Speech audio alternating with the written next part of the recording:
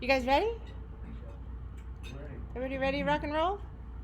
Fantastic. So first, you guys, thank you so much. Thank you to Johnston Supply, Corey, you and your team, Nate, for you guys, and Amana for bringing us out for this workshop. I'm Jennifer Bagley with CA Web Group, my husband, and our Chief Operating Officer, Michael Hicklin, in the back.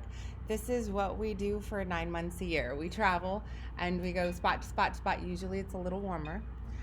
But you guys are giving us a run for our money here, so we I've never seen the minus sign before, number before. So you're giving me a first. I get to bucket list check off something, which is cool.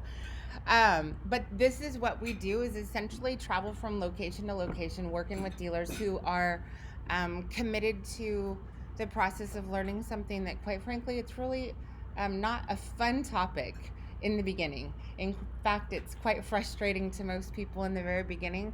The digital space and figuring out how to leverage the internet to grow your business. We're going to attempt to make it as easy as possible because it is complex. It's like trying to build a business on quicksand. It's constantly moving, constantly changing.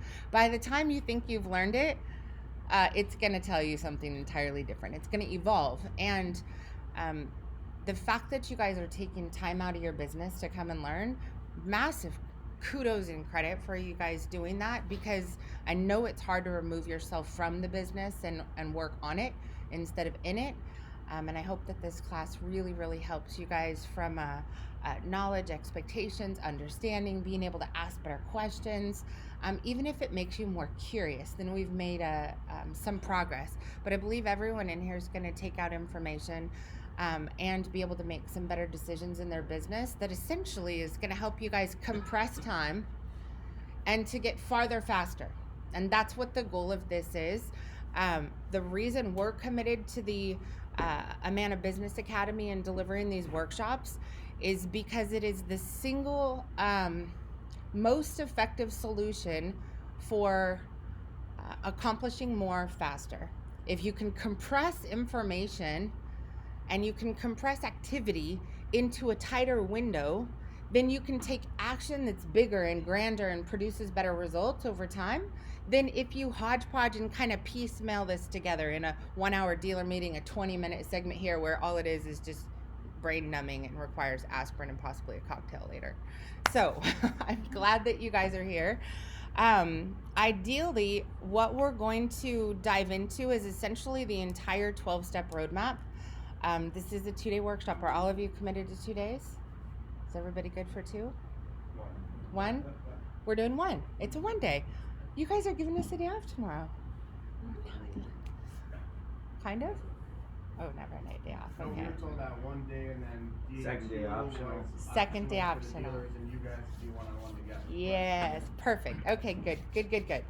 All right. So when Clay was up, this is a 1-day deal, and if you want more information, these guys will be around tomorrow.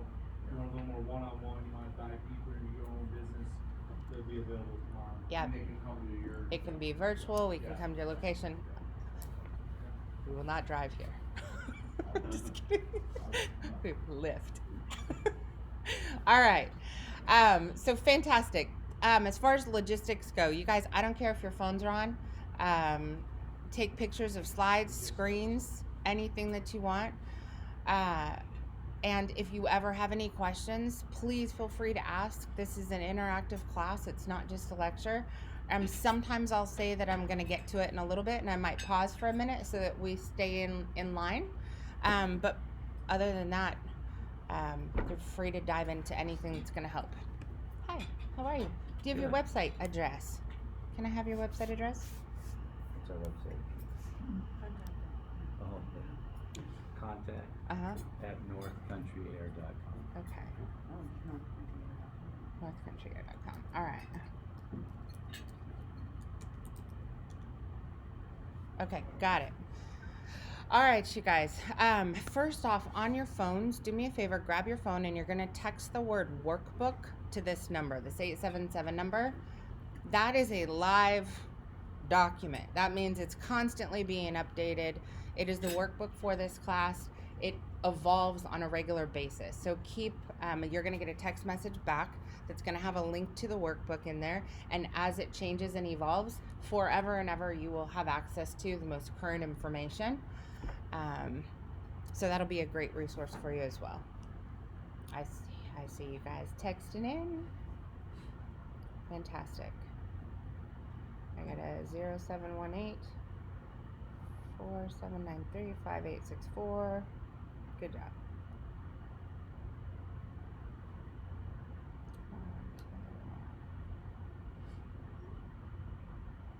Perfect. Everybody got it?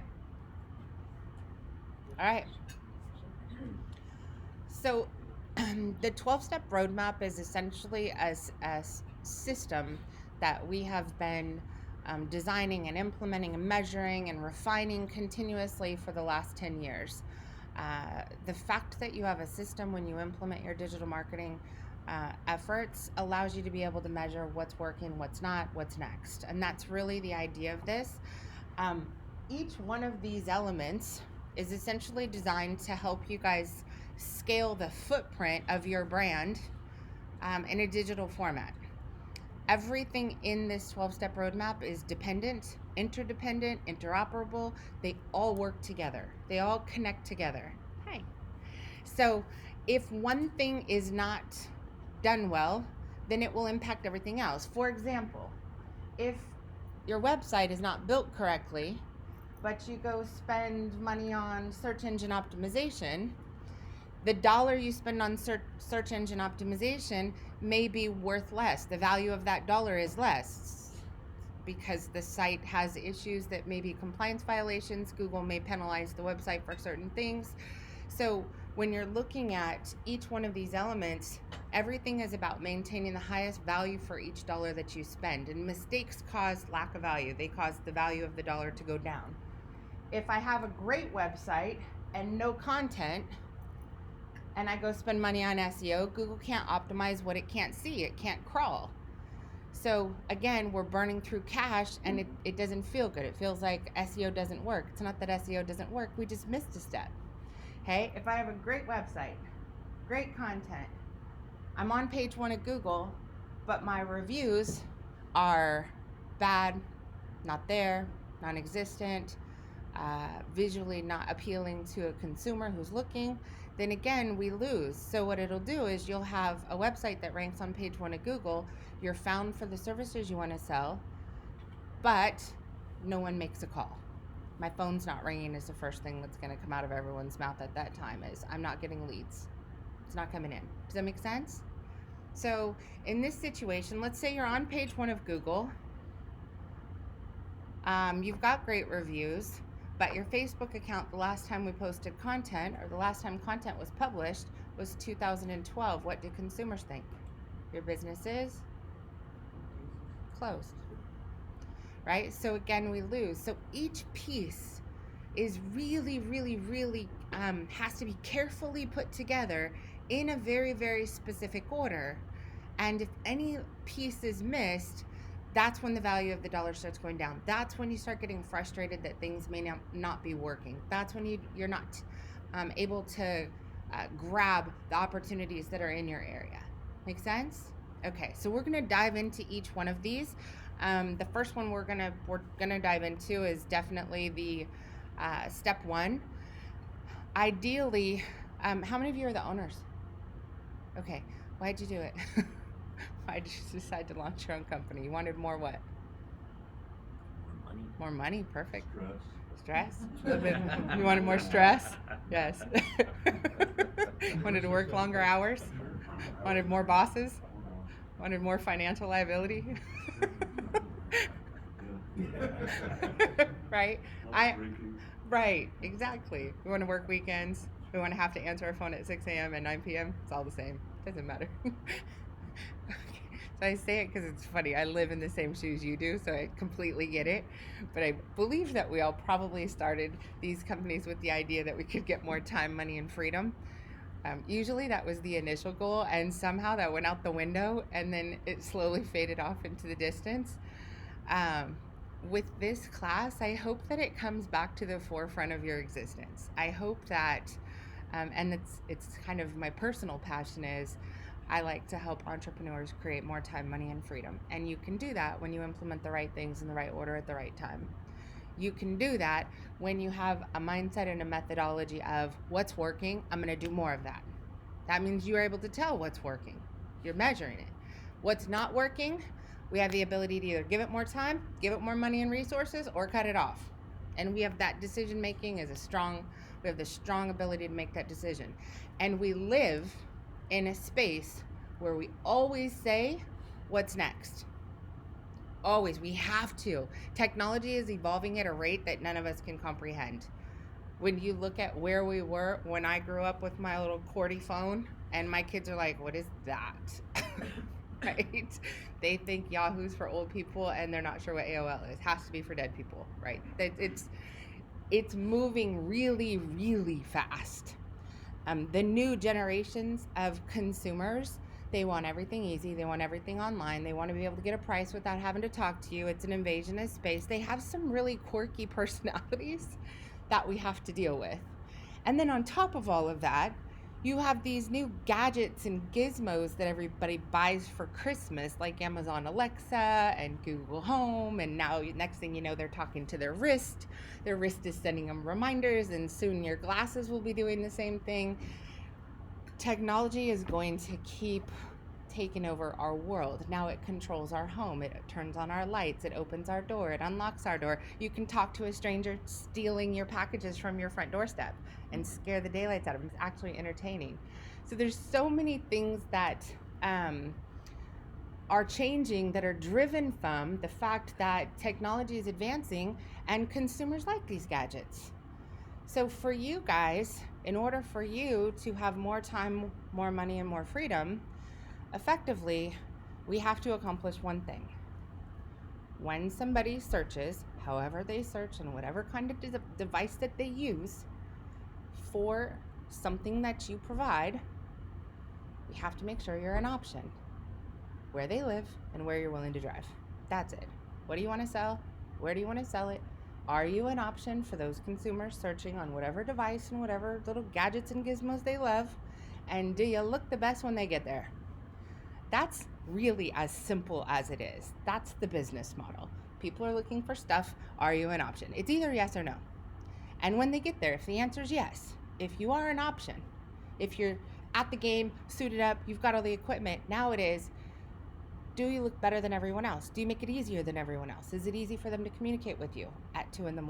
when they're having their ladies brain dump of the 900 things we have to get done in our plate, and at 2 we're going to get them all done right then, right?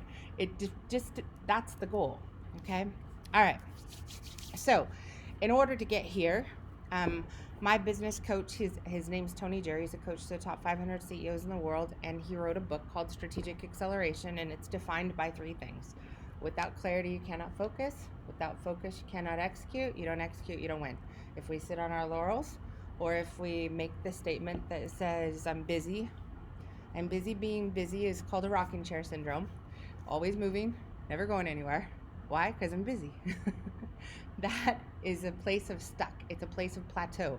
If we keep doing what we're doing today, we have to remember whatever we think, whatever we do right now has us where we are right now. That's all it can do. We have to do something different. We have to think a different way in order to drive a different result. So hopefully we're going to gain a whole bunch of clarity in some complex areas today so that we can focus on some high leverage activities that are going to take us further. All right. So getting into step one is broken into 3 buckets because we didn't want to go over 12 steps. 3 primary buckets. And the reality is basically step 1 is kind of the fundamentals of getting a business off the ground. So first is going to be infrastructure. Infrastructure is essentially the technology necessary to be able to function in the business. So technology necessary is going to be your domain name. Do you have a domain? Where did you buy it from? Do you own your domain name? Is it yours as a company asset? Your email and so forth. So we'll go through the infrastructure pieces and we'll start with this. 99.99% of everything that you do revolves around one company. Thoughts on what it is? Google. everything, right? This is the down and dirty. If I could take a business and I could help you launch it from the beginning, it would be so less painful. We have to learn so many lessons that are unnecessary. So we're going to pretend like we're starting our businesses from scratch in this and get real organized real fast. So Google Domains is a domain registrar. Your domain registrar is who you purchased your www.blank.com or .net from. Okay, whoever you bought that from. Whoever you purchased your domain from, it kind of matters. One, because when you have too many different companies you're paying for different stuff, it's easy to get disorganized and lose control over what's where. It's easy to lose a domain. Two, if you let someone buy your domain for you, they now own your entire store. They own it. You don't own your own domain. And three, everything falls underneath Google's umbrella. They are the seller, the distributor of domains, whereas there are lots of other resellers of domains. If a reseller goes out of business, like cheapdomains.com or my cheap domain, if they go out of business and you bought your domain from a reseller, you'll be rebranding your trucks, you'll be having a new brand, you'll be redoing your website. There will be a lot of stuff that takes place with that. So the first thing we're going to do, I'm going to dive in here and I want to show you Google Domains. It's domains.google.com. If you already own your domain, it's easy to transfer it here. So all you do is click on this button that says transfer a domain you already know. And now you're starting to centralize all of your assets in one place. Okay. Let's find out real quick. And I'm going to show you how to find out the details behind the domains that you guys already have. So we're going to go to Whois, which Whois is going to tell us what the details are behind the domain ownership. I'm not going to remember everybody's names. I'm going to remember websites. So when I say a website, just help me out since we don't have name tags, just give me a little thumbs up, right? Okay, perfect. So we'll go North Star first. So we're going to jump into Whois. I'm going to search for this domain. Okay. So when Google is identifying your company, the first thing it's looking at is your domain. How long are you going to be around? So what Google sees here is that you're going to be in business until 21, so 11/3/21. The ideal number here is you want to show Google you're always going to be around for 3 years. So when you buy a domain, buy it for 3 years, put it on auto renew, make sure your credit card is on file, make sure that you have the login and password to your domain registrar. Your domain registrar is GoDaddy. GoDaddy is a better option than most all other options, just one step away from having it under Google's domains. Do you know if you can log into this GoDaddy account? Do you have the login and password to it? I think I do. Okay, so let's see here.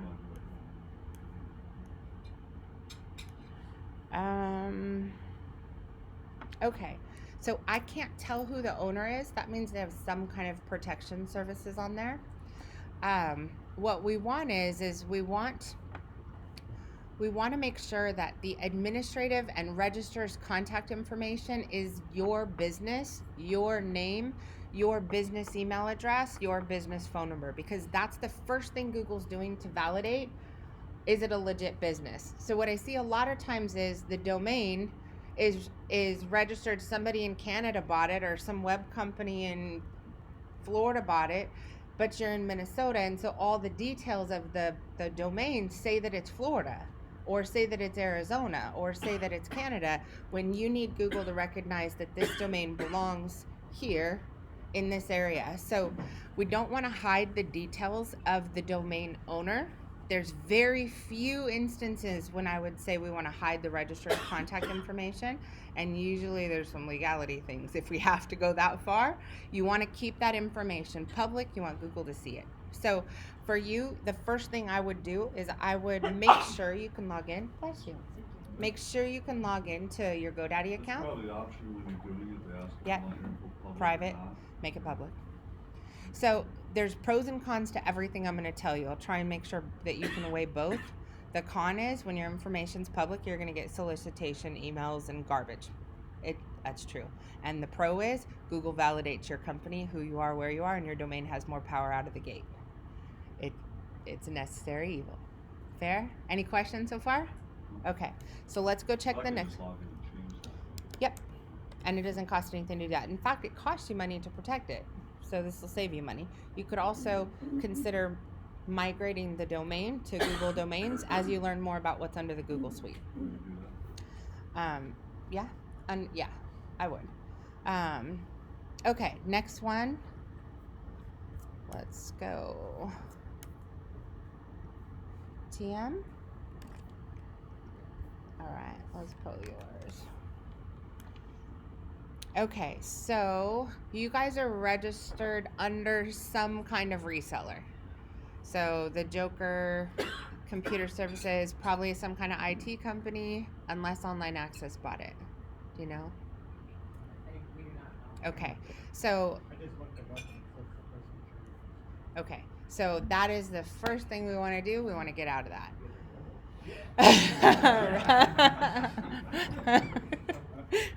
Right on.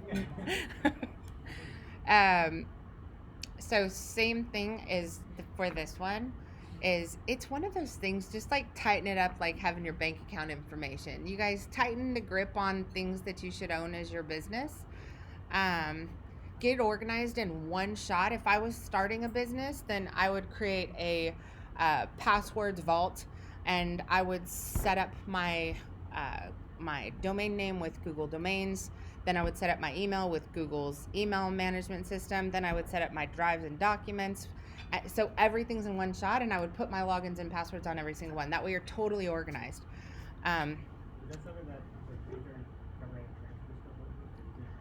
I'm going to show you how to do that. Yeah, I'm going to show you how to do that. So what happens when you want to transfer, when you click this button right here, so it's domains.google.com.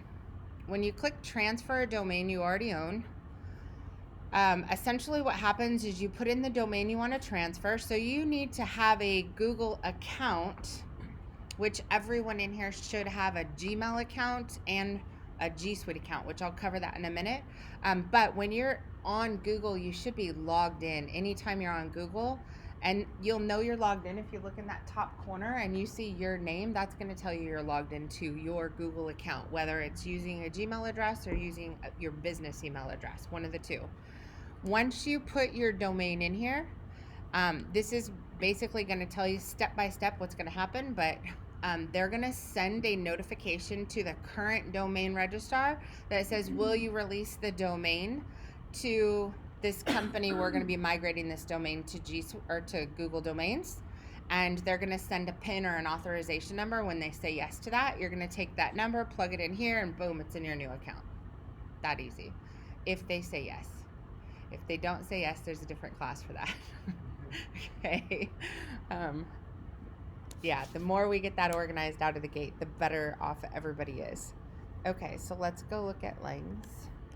How often do they say no? I mean, you know, Every day. yeah. Every day we're on the phone with attorneys. Every day when someone buys a website from us, we typically spend the first 30 days trying to iron out a history of garbage. We're not even, if the time is spent just trying to get logins and passwords to the things that are necessary to get them organized. As far as building a website or starting a marketing program or any of that, it's all dependent on the business owner being organized with logins, Paxos, ownership, access, making sure that they're set up safely, that everything's in place. Then we're able to get started on everything else. Or we try and run it simultaneously, which it just extends. It's when people say, how long does it take to build a website? I mean, it can take us 3 days. But once you bring in all the stuff around it, now you're looking at months, right? Because just the domain transfer process can take 2 months on its own without anything else. Just time. Not 2 months of your labor, 2 months to get it through.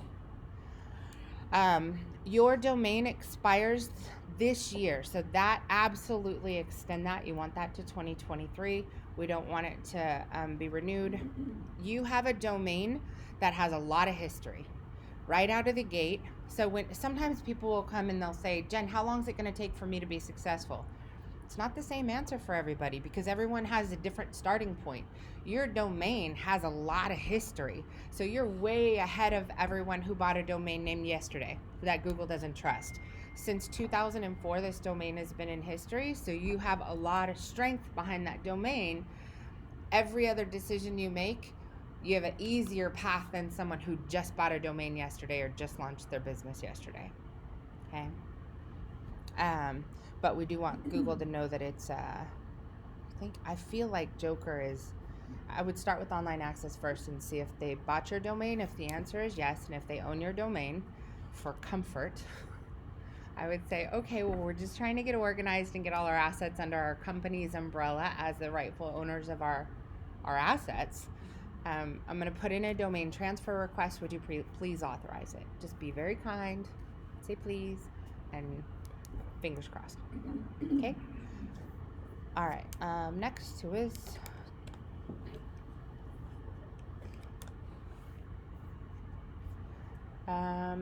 so Lang's is under Namecheap. That's definitely a reseller. It's under protection.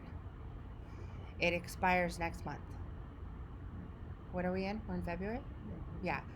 So that one, like right now, like when you leave today, get it extended. Because if you forget about it, go back to the business. If it's not on auto renew, then you'll be starting over.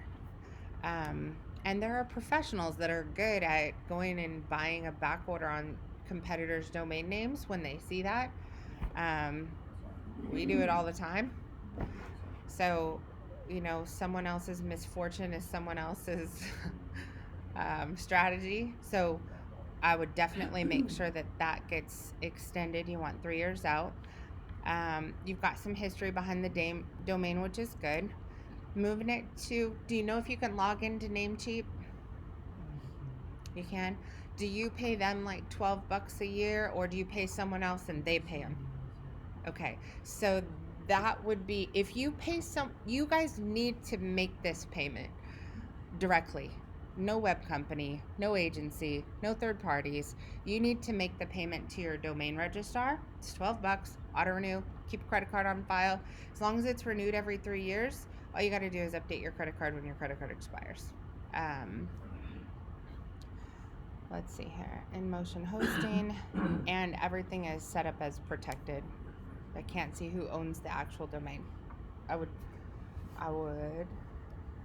fix that. I would move it, extend it, make it auto renew, and make sure you have complete ownership of it. On private. Yes. What I'm hearing is you should own your own domain. Yes. Keep it fresh, like you do. 3 years. Yes. You should be watching this like a hawk for your competitors' domains to expire by. I might have overstepped my boundary on making that last one a priority. Sorry, I'm joking. Tim's is up. Oh no. John's got what he did. Mine's probably already If you gone. leave on break, we're in trouble. Okay. All right, good. So at some point when you have time, money, and freedom, when you've accomplished the goal of having time, money, and freedom, there are some interesting tactics that you can change from a business owner standpoint to focus on some more strategic moves like that. But while you're just trying to get your stuff together, don't do anything that's crazy or outside. Just let's get the fundamentals done. Let's get that down, master that process, make sure we're progressing, and we'll go from there. Okay, whose have I not looked at yet? Yes. Which domain? Northern Air. Okay, I got a call.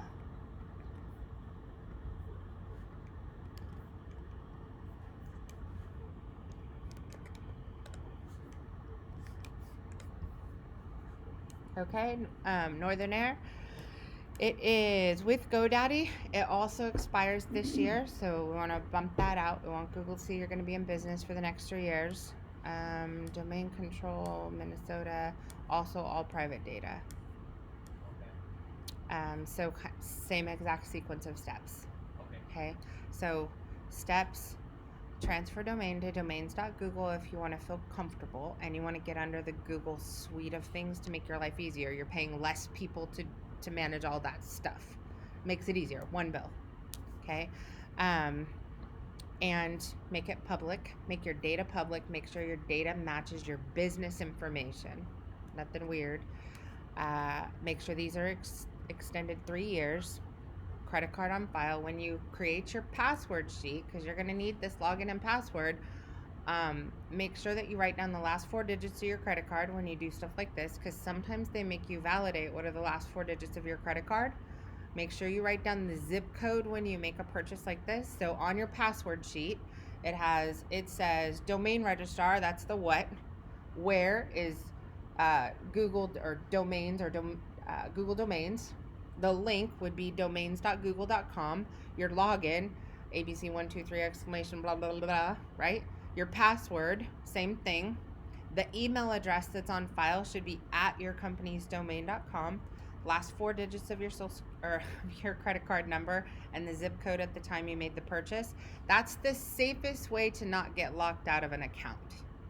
If you ever can't log into something, having those things available will make it easier for you to have that customer service phone call when you're trying to get logged back in. All right. And then once that stuff is organized, sharing it with the web company to go live with the new website is like this. Then it's easy. It doesn't take forever. All right. Next was, I got Lang's. Johnston's. This one.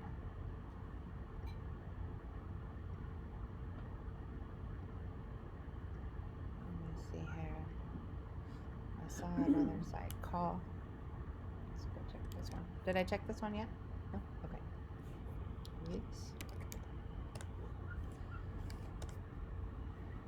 I do this so much that I literally could go up to someone, have no clue what their name is, but I'm like, hey, call autumn.com. That's all we know. Okay. GoDaddy expires next year. Registered in 2016. A little bit of history. Private data. So if you're sitting in GoDaddy, the priority level to have to migrate to Google Domains goes way, way, way down. GoDaddy's a safe place. But if you wind up moving forward with Google's email service, then I would definitely move it so you only have one bill, one company to pay. Okay. So same philosophy on this one. Exact same sequence list. Did I miss any ones? North Country. North Country. Air has an E. UNTRY.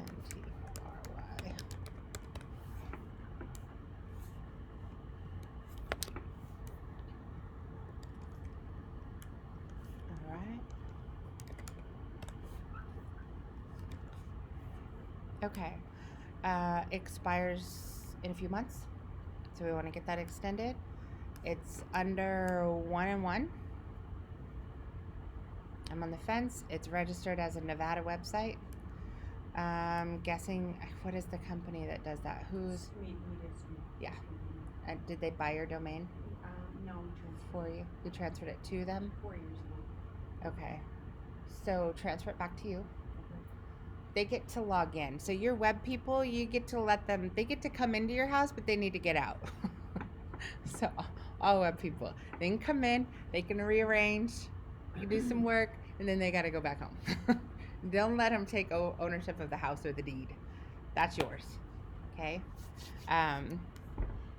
And sometimes also, it's not just web companies. Sometimes it's somebody in your office that comes in and maybe they have a little bit of school and they're smarties and they're like, oh, I can do this for you. I can set up your Facebook page for you. I can do this for you. From 2010. Yeah. Yes. Sometimes it's office staff that it feels good at the moment. It sounds like, oh, that'd be helpful. Gosh, I don't want to do that. If you're going to let someone do something like for you in your office, make them sit at your computer, logged into your email account, use your company's admin email account, not their own stuff. They need to be logged into your Facebook. They need to do everything under your umbrella. You guys are the rightful owners of all assets of your business. We want to keep you that way. Okay? All right. We got everyone's? All right, that's domains. So once you have Google Domains, it's a simple tool. You can log to it anytime. And effectively, the next thing we're going to do, hey, you guys, yes? You mentioned admin. So, for email. yeah, so on all this stuff, do you recommend just having a general master Yes. email account? for all That's this stuff? next. Right on. Good question. Okay, so that is this slide. Yes. We did have Eric show up too. Hi. How are you, sir? What's your website address? Let's see, rshvac.com. Nothing like putting on the bill or anything. Welcome to the class. You're up. We did go through everybody else. Yeah. We're just checking on domains right now. So it's a good little protection piece. Okay, so your domain is registered with GoDaddy till 2024. Right on. So basically you're telling Google we're definitely going to be around until then. That's golden. It is registered via proxy, and it's out of, who is that? It's out of Arizona. It says it's a domain in Scottsdale. So I can't remember who built your website. Oh. Do you know? Okay. I believe it's a GoDaddy website or something like that. I think that is what that is. So all GoDaddy websites are registered in Arizona. But we need Google to know that your website is here, that it's owned here, that it's a business that functions here. That's going to help you a lot. If you're in a GoDaddy website, as long as you're in that website, it's not going to matter much because there's limited SEO value of a GoDaddy website, but we'll get to that. For your domain, ideally, we need to make sure that you own your domain. If you can log into your GoDaddy account, you can. Do you think so? Okay. It's been a while, but I'm sure. So this is when we have lunch. That's a good thing for everybody to go check. Call whoever's at your office that might have the login and password, and just let's figure it out before we get out of here. That'll make it a lot easier. All right, cool. So next, effectively, we just went over this one. That is Google Domains. And next, we're still in infrastructure. We're going to talk about G Suite, which is another Google property, another Google tool. G Suite is the most effective, most secure, easiest to manage email hosting platform that exists. So if your domain is registered under domains.google and you log into domains.google, you'll notice on mine it said manage it with G Suites. G Suites is an email hosting system that comes with a whole bunch of other really cool stuff. So for anyone who does not have their email at their company's website.com, so if your email is abcheatingandairconditioning@gmail.com or at yahoo.com or hotmail.com, it's an immediate negative impact on the business. So we want to get those fixed, and the easiest way to do that is under G Suites. So this domain is gsuite.google.com. Inside G Suite, so let me give you some pricing real quick. For the basic account, it's $6 per user in your business. Most everyone's gonna fall in that. The bigger your company gets, the more documents and assets, the more you're using the drives and stuff, you may start to move up, but for the most part, this one is just fine. What comes with this account is your business email.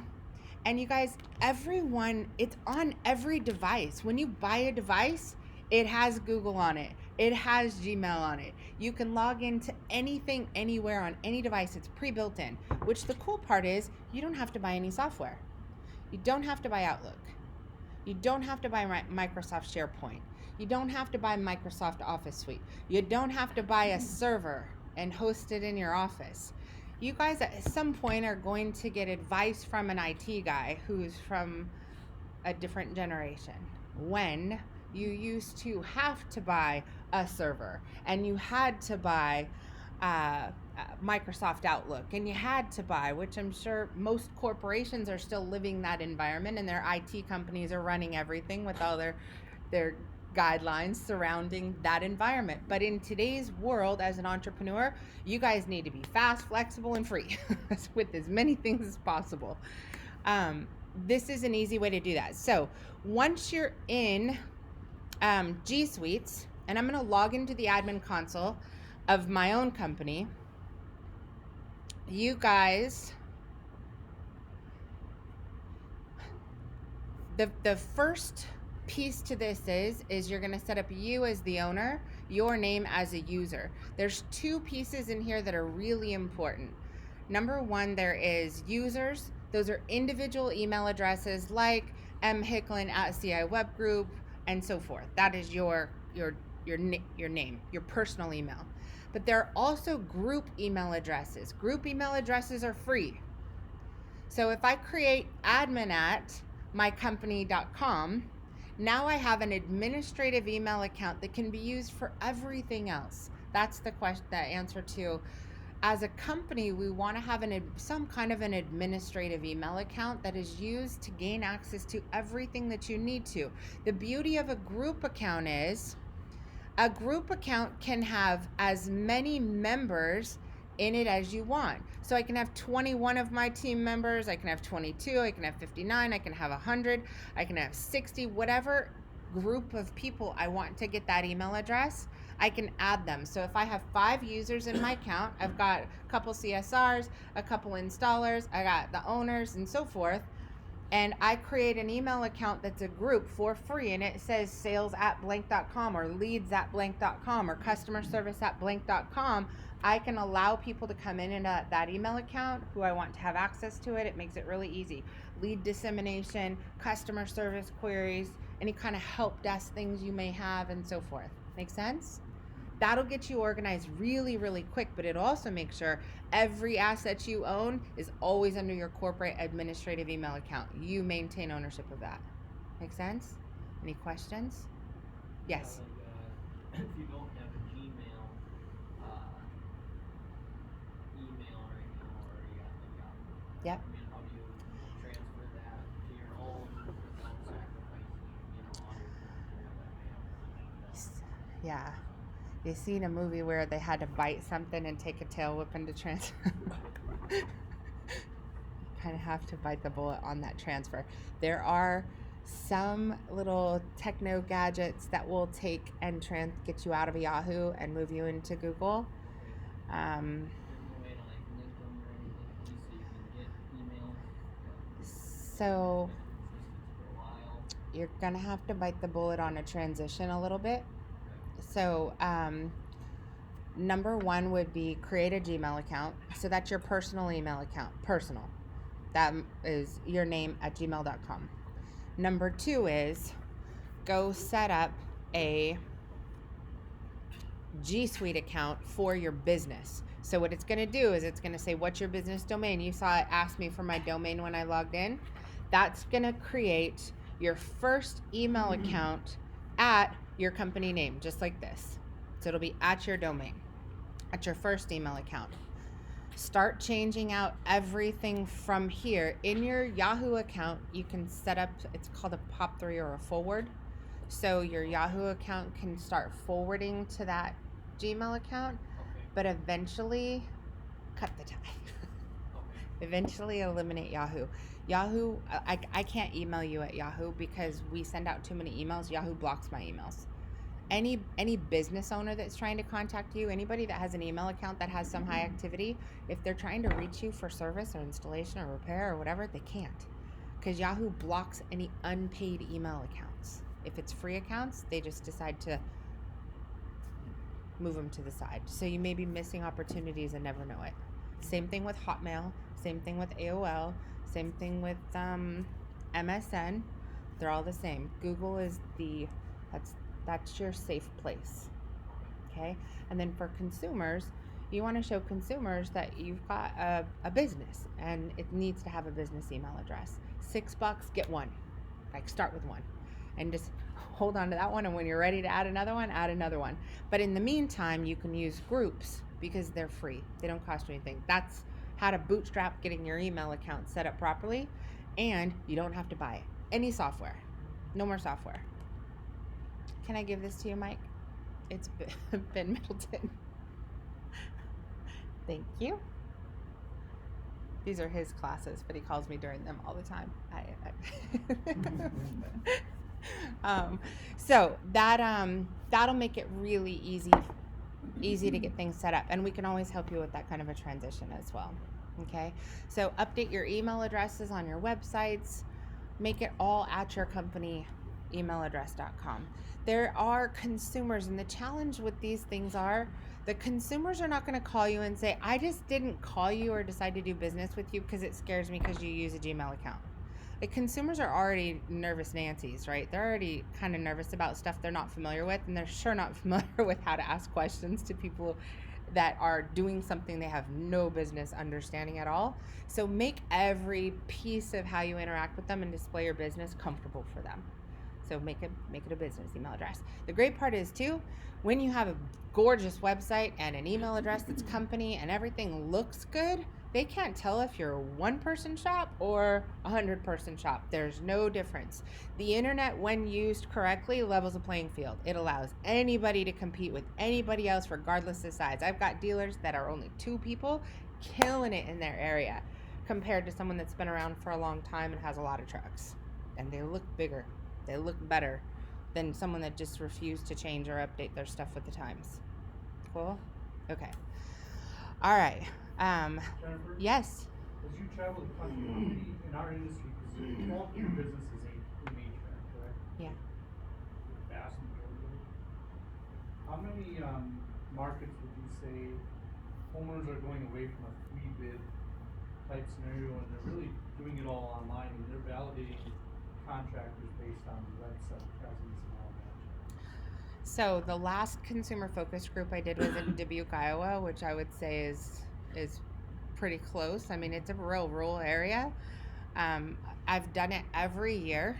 And the first year, 10 years ago, when I spoke there, I stood up at an audience of consumers and asked them how they shopped, and they said the Valpak, because they didn't have good Wi-Fi, right? They were still sitting on real slow dial-up. When I went back last year to do the same thing, 100% of the room said, when I said, when you guys need something, what do? 100% of the room voted Google it. Out of that, I said, when you Google it, how many of you click on the ads at the top? One person. This is a room of 100 consumers. One person raised their hand. And I said, okay, how many of you go to page 2 of Google? No one raised their hand. The entire audience. When I said, all right, when you're on page 1 of Google, how many of you click on the maps? Got about half the room. And they were kind of doing this with their hands.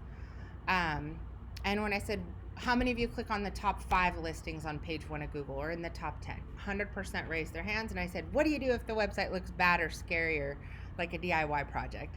And they said, back, next. And I said, what do you do if it looks great? You can tell who they are, what they do, that other people love them, how to reach them. It makes it easy. You can chat with them at 2 a.m. You can text them on a weekend. What do you guys do? And they said, we do business with them. No one in the room said, we go keep shopping. They only said they go keep shopping if the website, the reviews, the social media accounts scared them away, and the business owners would never know that they didn't contact them in the first place. Like, you can't argue those losses because it wasn't like they got to come to your house and then you said something to send them away. They came and they left without you knowing. And that's essentially what I don't have any audience in the entire nation, regardless of population, that still goes back to television or radio or anything like that. No one responds to traditional media in any audience that we've interviewed from around the nation. And I like it as a speaker because I get to ask real people. I'd literally rather ask a group of soccer moms how they buy than in a marketing agency. You get better data. Did that kind of answer your question? Yeah, it does. I mean, so for me, I guess, as I travel the country, I hear everyone's unique and every market's unique, but the consumers really aren't. No. They like their They're really doing gadgets. business the same way anyone in Beaver, Wisconsin, might, or Rapid City, South Dakota. It doesn't They're matter. gonna Google it. No difference. And they're not gonna call 3 contractors to come in. They're gonna call 1, maybe 2 at the first 5 boxes. Yes.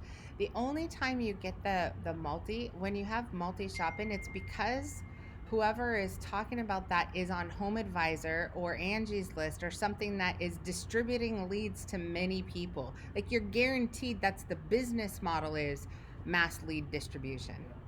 which those groups are a real small percentage of your overall opportunity.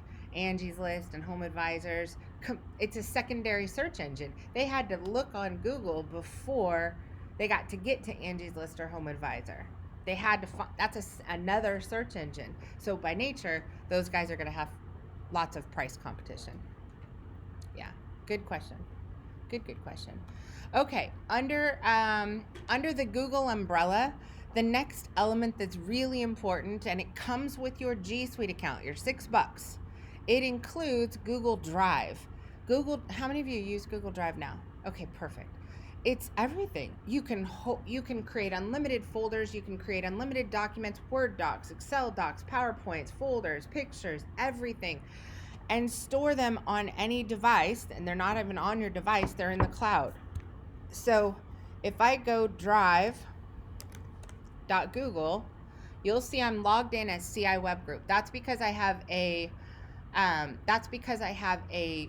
Google G Suite account with my company's name. And inside this folder, every single one of these folders holds different information. So for you guys to get your office organized instead of buying a server, if you have a folder for rebates, a folder for warranties, a folder for before and after pictures, a folder for your branding guidelines, wildly important. Imagine how quick you could call your shirt company or truck wrap company and say, hey, I need a truck wrap. And all you do is you take that folder and you say share, and you share it with a company or a person and say, here's my branding guidelines. It has my favicons, my colors, my logo, my brand on a white background, PSD file, everything you need. If you want to launch a website, share your branding guidelines. If you want to get something printed, share your branding guidelines. If you want to get your trucks wrapped or signs made, share your branding guidelines. If you get organized once well, your whole life is easy after that. Everything else is easy. You guys have all been through what it takes to just try and get something printed or designed, and it's a major pain. It doesn't have to be. It's all organization. So every one of these folders, same thing if you're working with an agency and you want to share content, you want to send them your library of pictures, you're working with a social media company and you want them to post content that's relevant. If you put everything in one folder, then you can just share the folder. They can get access to those new images. All of your guys are collecting information. You guys effectively need to become documentarians for your business. That is, take pictures, create content at all times. Drop it in a folder. It's in the cloud. You can share it with anybody. You can give permissions. You can give access. Anything, your testimonials, your reviews, anything that you want to be remarketed, you can share it with your marketing agencies quickly. So for example, I have somebody managing my Facebook page. I can have a folder that all my employees can drop pictures into. Yep. And whoever managed my Facebook page can use it at a moment's notice. Yep. So you would You're go not even here. involved. Correct. You would go here and you would say Facebook pics for ABC Heating and Air. Right? Create this folder. And inside this folder, every time you guys go do a job, all they can do it from their phone on an app. It's Google Drive app. You can install on your phone. It's completely free. And you're just going to say file upload. I'm going to take these pictures, upload them into the system, and this folder can automatically be shared with anybody who I want. So if I want to share it with Mike, share it with Mike. He's in the folder. If I want to work on a document together, if I want to work on my pricing list together, I can create in a different folder. I can create a sheet. I can give you access to this sheet.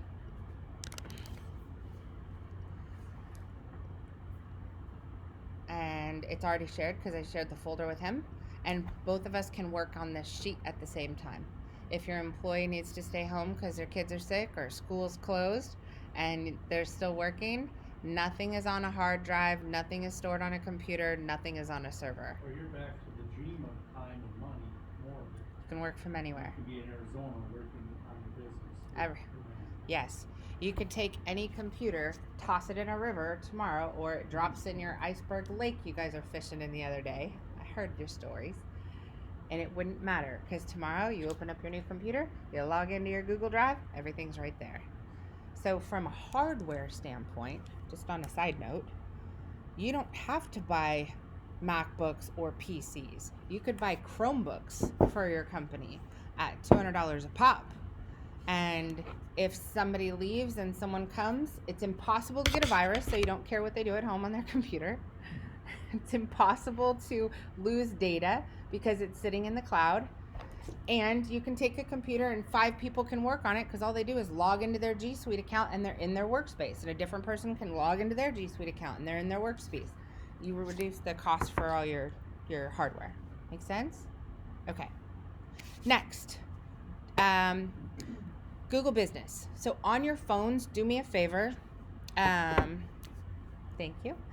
So on your phones, I want you to look at your apps and search for Google Business. Google Business. It's a little house. Mike will walk around to see if you have it. If you don't have the Google Business app installed on your phone, you're going to want it. For all the TMs, it's good for you to have it so you can share it with your dealers and make sure all your dealers have this app on their phone. This is the most effective free way to get leads and opportunities, period. Google My Business. So all of you guys need to own your Google Business listing, which that's, on the map, when you see your listing on a map, Google Business map. Let me show you real quick.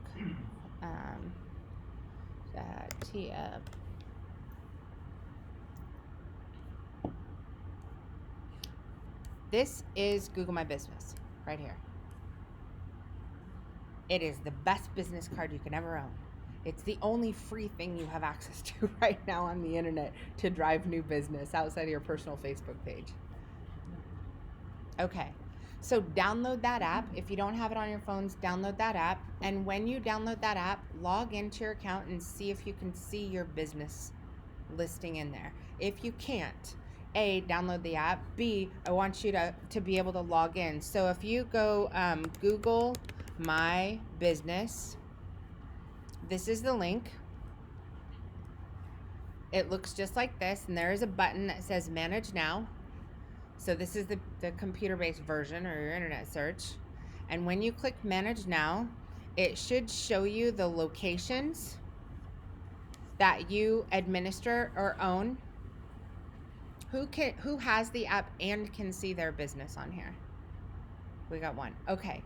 So for everyone else, let's download the app before we leave and figure out if you need to use one of our computers to log in, figure out how to log into your Google My Business account. Someone has a login and password. You've got to be on the map. And if you're not, we can create your listing while we're here today or tomorrow. We can set you up with one of our team members. Let's get the listings done, get them verified. What's going to happen is when we create a listing, Google is going to mail you a postcard that has a PIN number on it. That is the largest pain in the tail about this whole process. When Google mails the postcard, you have 7 days to check your mail, get that postcard, and get that number entered in here so that you get this little green button that says verified. This has in the past with dealers taken up to a year, just simply managing mail timing, which is a royal pain. Okay, something very important about this, and this is the not fun part. Google can and will eventually dispose of your listing for no reason at all. So, this is that pros and cons. Seems to be happening a lot right now. Yes, in the last 60 days, Google has disengaged and unverified, deleted, and or removed millions of accounts to the point where we can't get in touch with any kind of customer service person. Why is that again? I don't have an answer for that. Mike and I live in Seattle in Google's parking lot. We live on a houseboat, literally in Google's parking lot, because the only way we can actually have a conversation is we got to go buy a euro and sit on steps and sit next to them while they're eating lunch. It's that hard to figure it out. So we live in their backyard to try and get info from them. I don't know. There's no rhyme or reason why it's been done. I would say, I think I've seen it 3 times happen where boom, it went down for a minute, and then next thing you know, everyone's got to re-verify. So people are in sheer panics. Where are all my reviews? How come I'm not verified? Why does my business say closed? Because that's a huge deal if you're not paying attention to it. Your business all of a sudden says closed Monday through Friday. Business isn't verified anymore. That's a bad day. So it's something you want to take massive control over, massive ownership of, and realize that can, your business, your leads in the city, let me say this, the leads in the city, you have an address. Your Google business is probably the highest producer of those leads if your Google business listing has regular promotions of content, regular reviewers, positive ratings, and so forth. So if somebody's looking for furnace repair, give me a city here. Bloomington. Okay. So here are the options when some, wow, only 490,000. That's so great. You guys, okay, so Well, there's like 40 cities the size of Bloomington around Minneapolis. so Not for 40, but there's is more. Bloomington a bigger city or no? It's like Minneapolis. Okay, well, so in the rest of the country, if you go to one of the main cities and you search for something like furnace repair, AC repair, heater repair, air conditioner repair, and so forth, the number of competitive pages is 12 million, 5 million, 6 million, 2 million. So let me explain what this means for you, because this is exciting for us. You only have to be in the top 10 of 490,000 pages to make any money, which is actually really low. That's not difficult. That's 6 months of good effort. Boom, you're in. Okay, so there are a few ways to get here. This is Google Guarantee, which is in my slides. I think it's the next slide, in fact. That's one option to create a cash machine. You can pay per call. That's what Google Guarantee is. The next option is pay per click. That is Google AdWords, or Google Ads now. The next option is Google Maps or Google My Business. This is free. It only works if your Google listing has verified address in Bloomington. That's what we're searching for right now. So the map has to match. If you don't have an address verified in Bloomington, you can't play that game. So it's not going to help you generate business. This works independent of everything else. Your effectiveness of your Google Guarantee, Google Ads, or Google Maps depends on how strong your website's domain authority is. So if your website's domain authority is in the tank, it's harder to leverage those 3 things. If your domain authority for your website is good, which we'll cover kind of what that means, it's DA, it's a DA rank is what it's called. But if your website's good, then these perform better.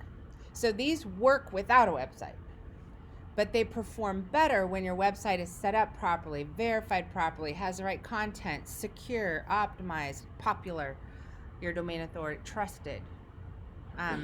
These work better. This Google Maps account, some important things on your Google business listing. So ideally, you're logging into Google My Business on your phone. You now have the app on your phone. And when you log into that account, you can see your listing. Right here, it'll have your company name. When you get there, some important things to see. So right here, it says Google or business closes at 5 p.m. This is wildly important. Consumers, well, let me ask you guys as consumers. So forget about the business for a second. As mom, dad, husband, wife, homeowner, when do you guys get to take care of your personal to-do list for your own house and your own family? After 5. And on weekends. Your business is a honey to-do list business, meaning that the majority of people who are looking for the services you provide are looking for it after 5 and on weekends. But most of your businesses close at 5 and are only open Monday through Friday, 9 to 5. So that's an oxymoron.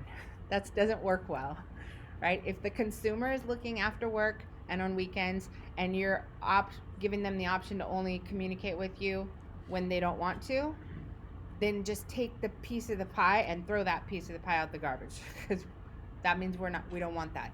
It doesn't, when we look at this, the hours, consumers are not saying that you have to come provide the service at 10 p.m. at night. What they're saying is, let me book with you for my lunch break tomorrow at 11, or the one gap without meetings on Monday at 10 to talk with you about what I need. You've got to give them the ability to communicate with you regardless of time or closing. So if it was 5:01, today at 5:01, this is going to turn red, and it's going to show business closed, opens tomorrow at 9 a.m.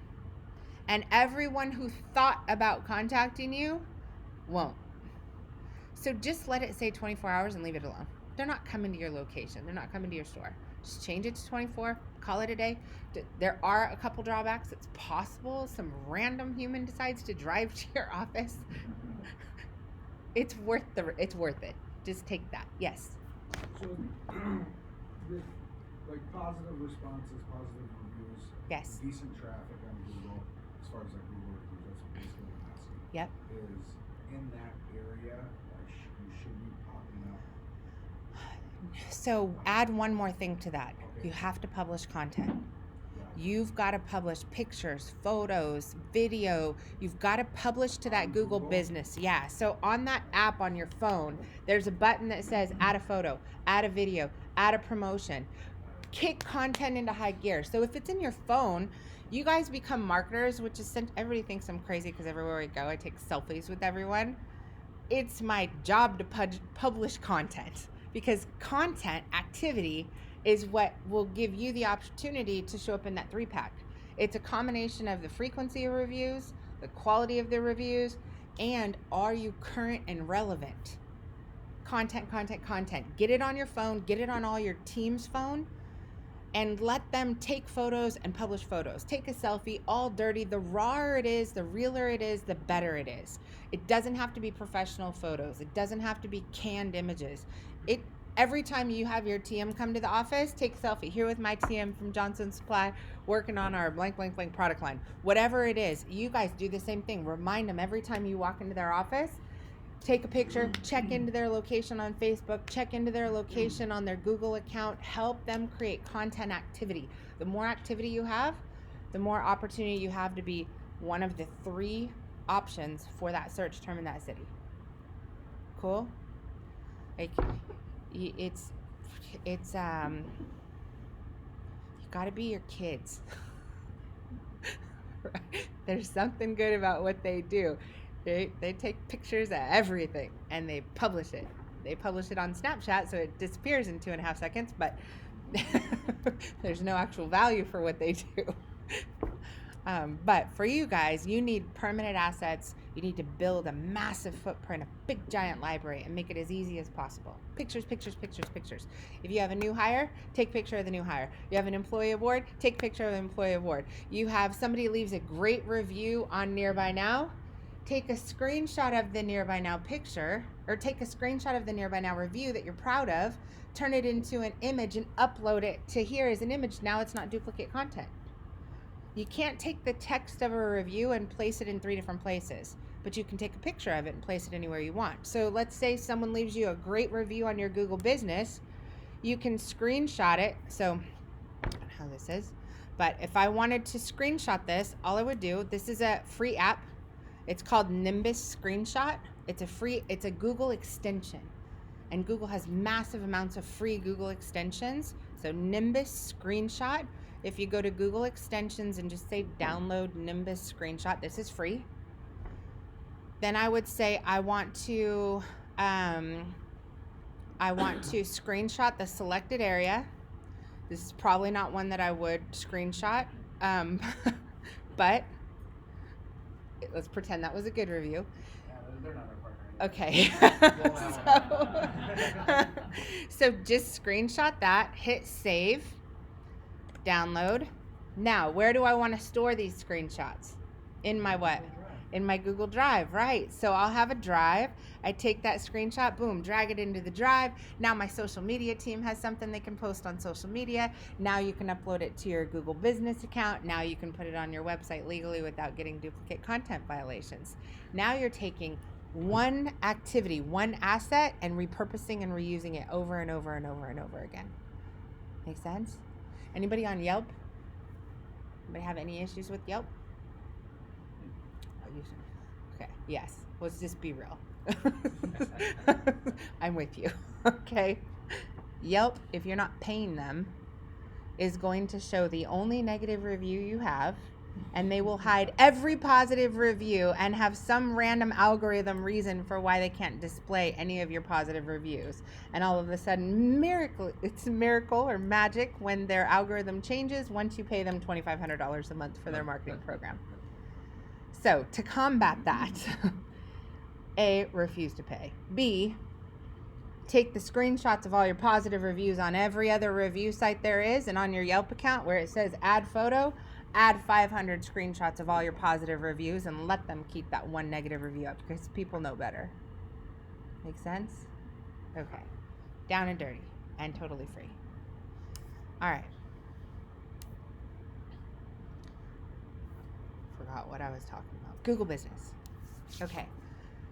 If you guys need help with Google Business, please let us know. But I'd love, love, love for you guys to check that off the list as something you finished while you were here, you have access to, it's on your phone, and you're comfortable.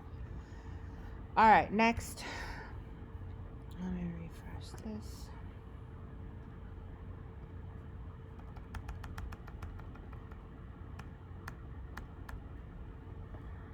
I got a slow internet.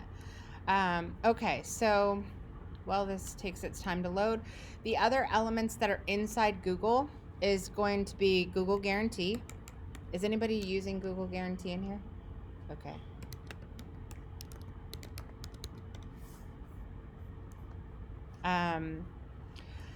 This essentially is the listings I just showed you.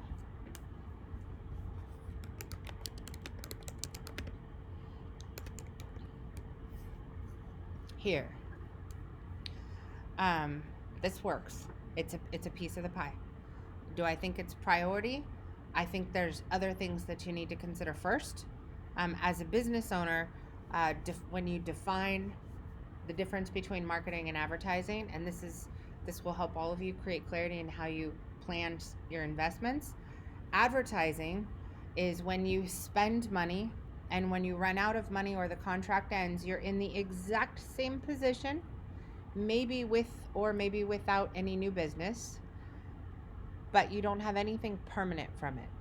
There's nothing, you don't own anything. That's advertising. Okay, give me an example of what you guys see as advertising, where you spend money, something happens, and then you're back to where you were when you're out. Newspaper, perfect. What else? Postcards, yes. What else? What about radio? Radio, TV, billboards, absolutely. What else? That's the list, right? Any kind of promotional advertising, the shopping carts, the seat carts in the grocery stores, any kind of traditional advertising.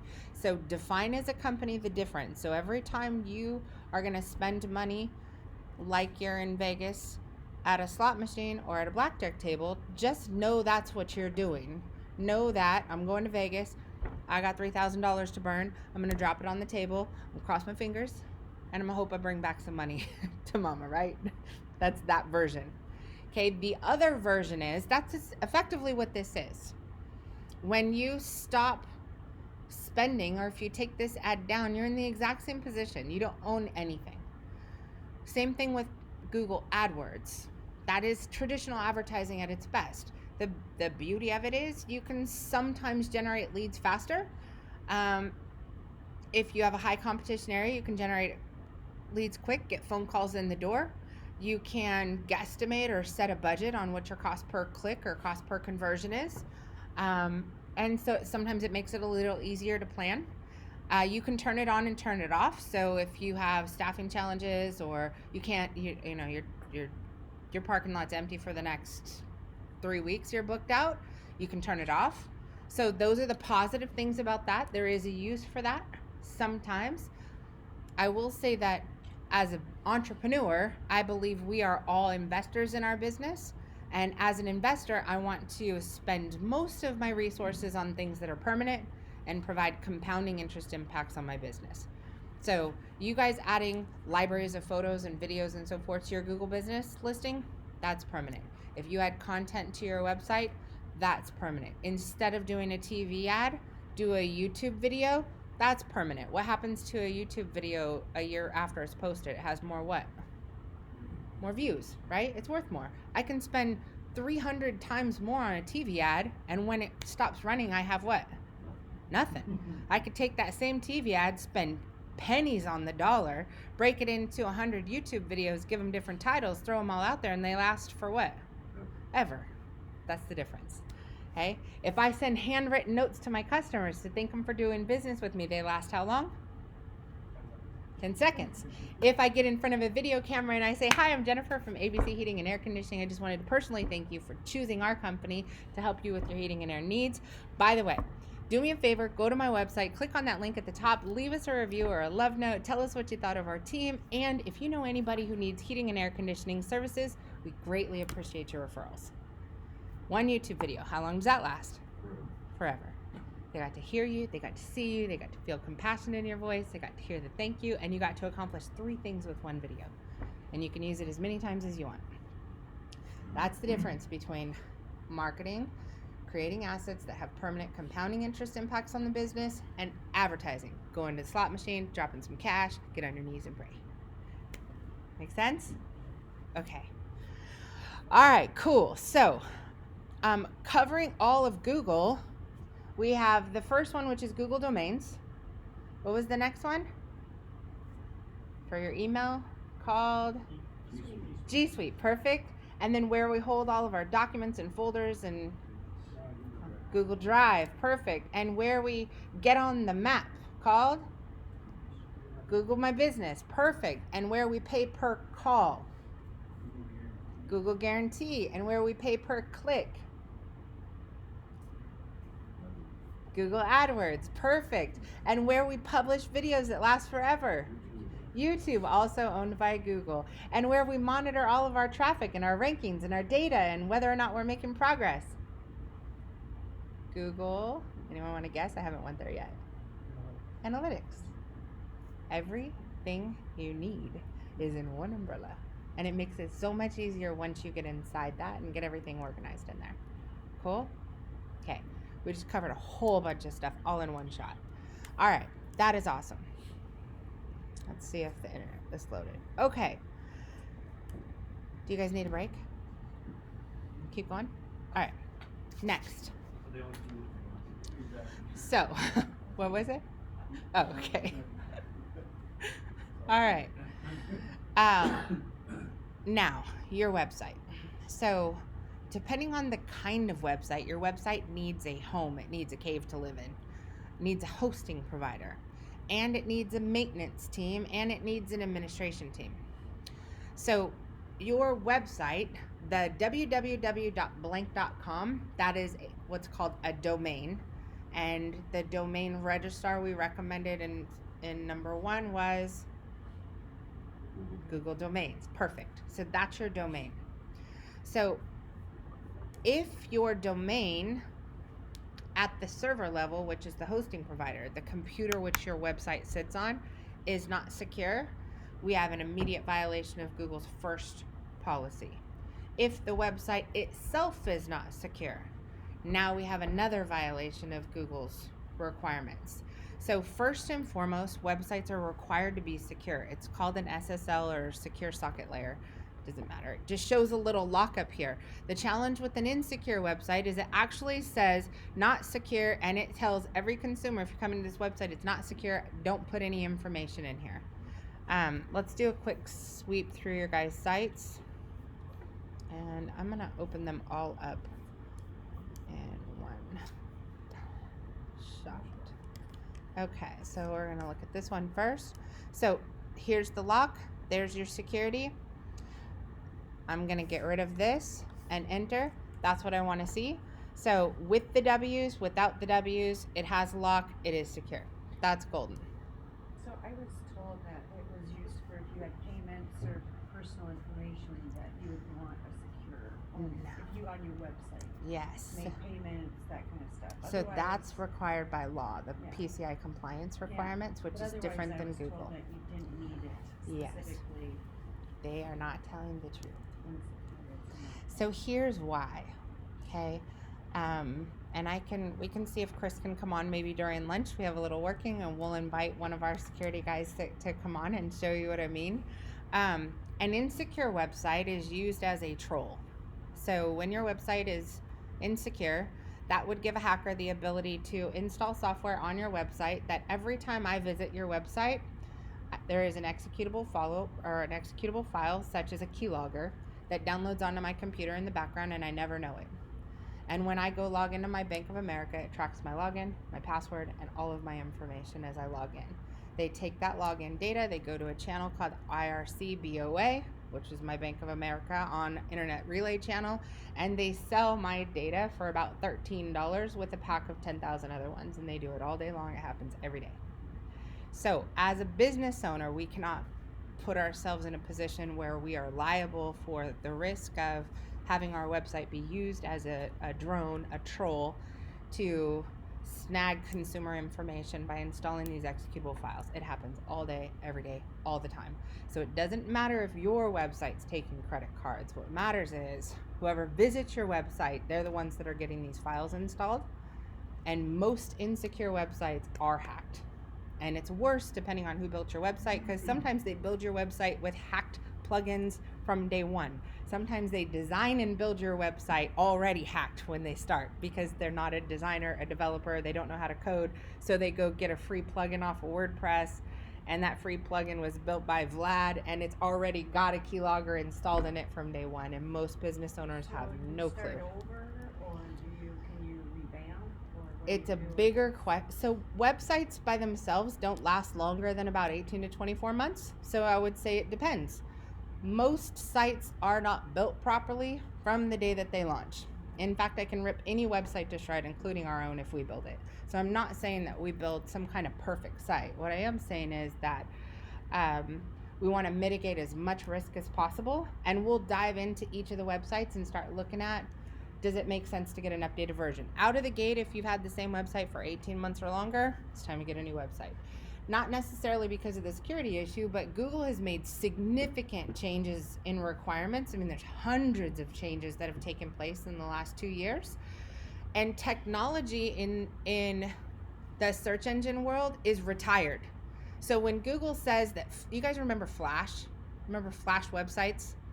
It was like they were almost like video-ish. Flash websites is a kind of technology retired. They don't exist anymore. Google doesn't see them. It doesn't crawl them. Then you have devices like Macs won't show anything in Flash. It won't produce it. So if you have a video in Flash, you can't see it. It comes up and says content unavailable. I don't Yeah. Google made a change. Did anybody remember getting, if you have Google Webmaster, they would have sent you a note, this is probably 4 years ago now, that said your website is required to become mobile responsive. Does anyone, you remember? Okay. What they were saying was they gave notice for 9 months, and finally they sent a note out that says if your website is not responsive by this date, it will be penalized.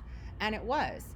So everyone who didn't get a new website, which that's only the people who were set up on Google Analytics with Google Webmaster and got that notification and decided to follow the requirements, their website might have been on page 1 of Google, their phones were ringing, they were selling product, and the day Google penalized them, their phones were shut off.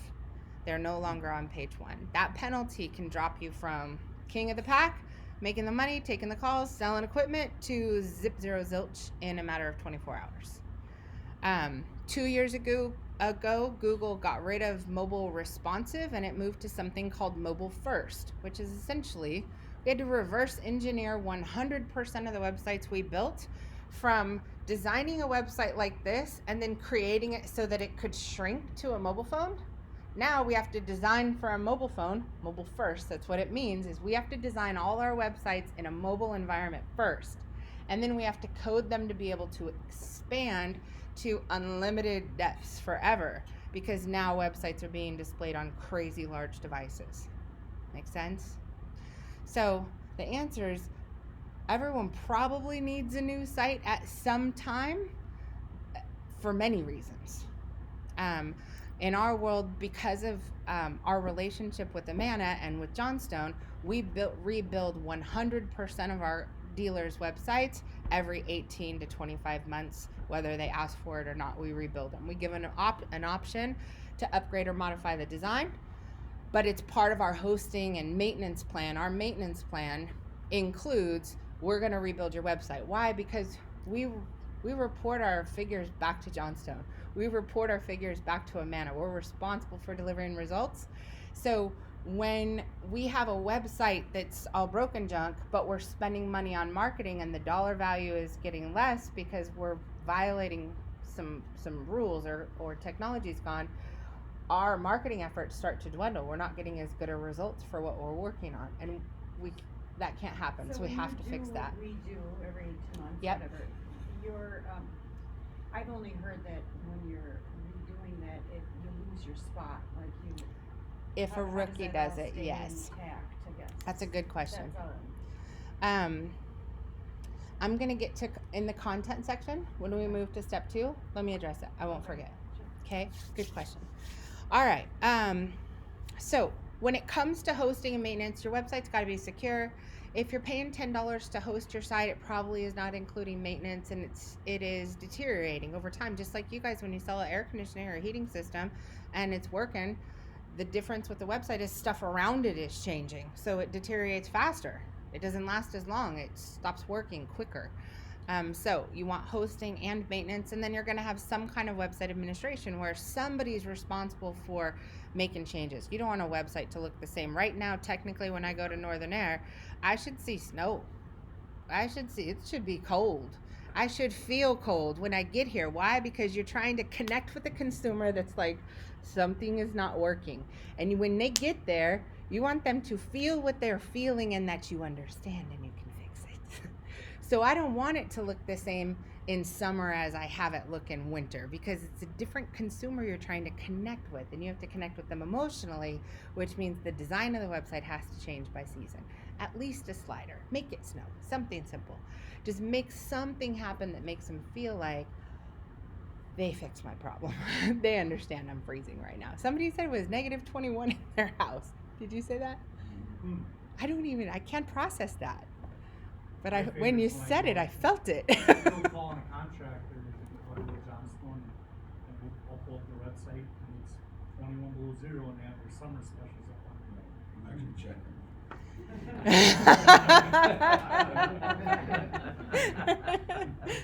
Good job. And there's so many moving parts. I like that you guys help them with that, because everybody needs a reminder. We try and send out reminders right now. We see winter front coming in, there's cold storm coming in, we see blizzards coming in, I see a heat wave coming in. We try and send notes out. We highly recommend that you change your sliders to match the season. Let people know you're open. If it's some crazy weather, we have to do this a lot in Florida because of the storms, and in Texas because of the hurricanes. And the floods. So every time something's happening around you, whatever you see when you walk outside or feel when you walk outside, we should see and feel when we come to the website. It's going to have a higher conversion ratio. Okay. That's essentially hosting, maintenance. From a brand standpoint, I'm not going to spend too much time on this. Basically, everyone in here needs to get a brand kind of guideline folder created. And inside that folder, you should have each one of these items. You should have a word mark, that's the name. So TM Johnston, that's a name, that's your word mark. An icon is if you have a little polar bear, or if you have a little sun, or if you have a winter and sun, whatever your icon is. A favicon is the tiny little, all of these little things right here, that is a favicon. So who's Northern Air? Is that you guys? No. Okay. So your favicon is a file folder. It means that whoever built your website didn't give you one or didn't post one. So it's a file folder. That's the website's favicon. It's a web building tools favicon. This is a Google favicon. This is a Whois favicon. All these little icons. This is CI Web Groups. That's our demo site. So each one, that's Google Drive. This is an Excel file. That's a Maps folder. That's going to help consumers not lose your tab. So it sounds silly, but if I have this open and I was looking for Northern Air and I can't figure out which one it is, I'm closing this because it looks like a file system for my computer, not a website. And anything that is too generic. So that's just something simple that can make a difference for if somebody searched for you on the internet and they're any kind of today ADD with 90 tabs open, they found your website, they opened it, and then they started multitasking, and then they went to go back to it and they closed those tabs. What if they change their search and search for one different word? Now they can't find your website again. So simple, but it'll help. Your color codes for print and color codes for web are different. One's PMS, one's HTML. You guys should set those color codes and know them, so anybody you work with, you can send them quickly.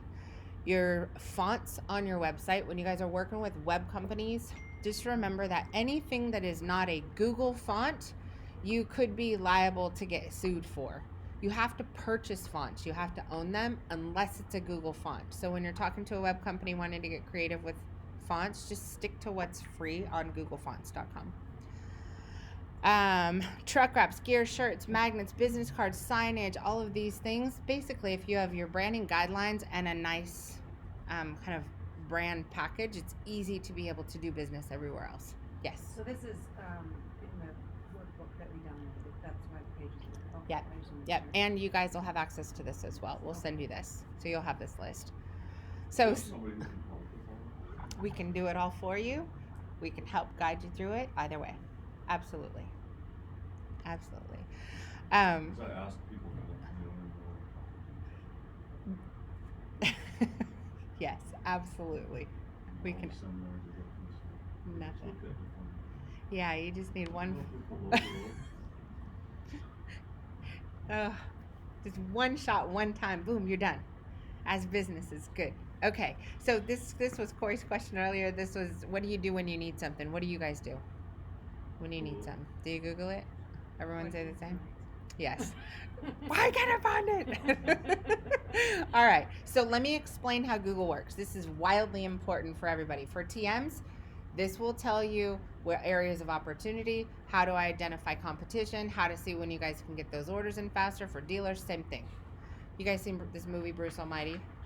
God standing in the warehouse. He said, anything you've ever done, anything you've ever said, anything you've ever thought is in this drawer. Drawer flies open. Every time you go do a search online, a drawer flies open with X number of pieces of paper in it. Okay? Your website has X number of pieces of paper on it, inside of it. Every page on your website gives you the ability to get into a different drawer, depending on what somebody's searching for. And how quickly you get into that drawer and how quickly you move to the front of the drawer depends on how many competitors are there and your activity level. What are you investing in that particular page? So when I go to a website, every website, we can check how many pages are in the drawer.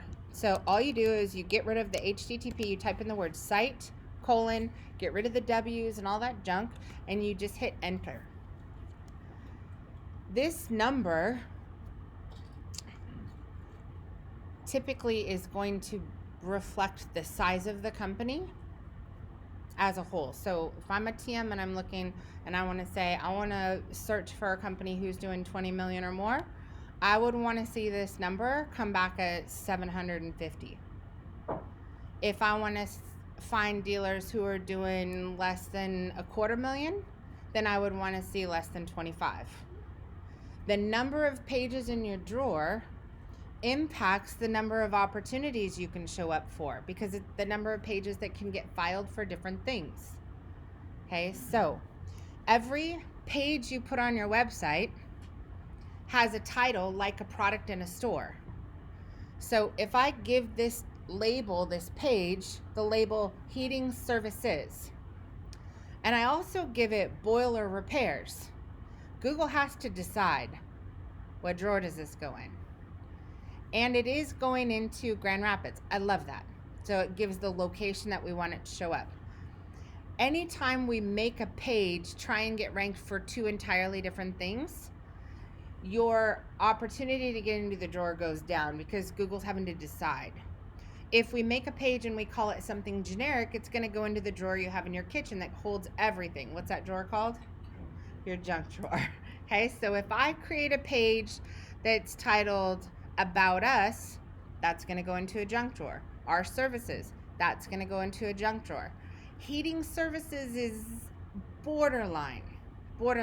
So in your world, what do you want to sell and where do you want to sell it should be the title of what each page is. The more specific the page is, the easier it is for Google to file. No different than if I took that piece of paper and I put a title on it. Say I wrote a title on that piece of paper and I said heating services, plumbing services, and I handed it to my receptionist and said, hey, do me a favor, file this so we can find it in the future. What happens to her right then? She has to make a decision, right? That's hard. So, what do you want to sell? Where do you want to sell it? What do you want to sell? Where do you want to sell it? What do you want to sell? Where do you want to sell it? The term, what do you want to sell, is the consumer's definition of what do they want to buy. What are they looking for? So you guys want to sell what? Tell me what you want to sell. Lots of furnaces and air conditioners. Furnaces and air conditioners. Okay. In order to get a consumer, what would a consumer be looking for to get you what you want? Okay, so let's go look at that. Oops. If we target furnaces, we are competing with the largest bucket there is, and pricing is readily available, and your competitors' budgets are the likes of Walmart, Amazon, Sears, Home Depot, and your major manufacturers. So this is one of those be careful what you wish fors. Make sense? That's not a good search term because you can't compete with that budget. That's an e-commerce search term. If I want to sell a product, now I'm competing in an e-commerce world. My competitors are totally different than now I'm competing with giants. So let's try it again, and we don't want to go e-commerce. What do we want to sell? Service. What kind of service? HVAC service. Okay, so we're gonna go HVAC service. You guys, here's the number of pages. So that drawer just opened up, flew across the warehouse, and in order for you to make any money, you need to be in the top 10 of that number. Do consumers search for HVAC? So go to their home right Furnace now. repair. There we go. Yes, where? That'll work. Furnace repair near me is a heavier search term when you're on a cell phone than when you're on a computer. If I'm on a computer, what do they look for? The town, the city they live in. Absolutely.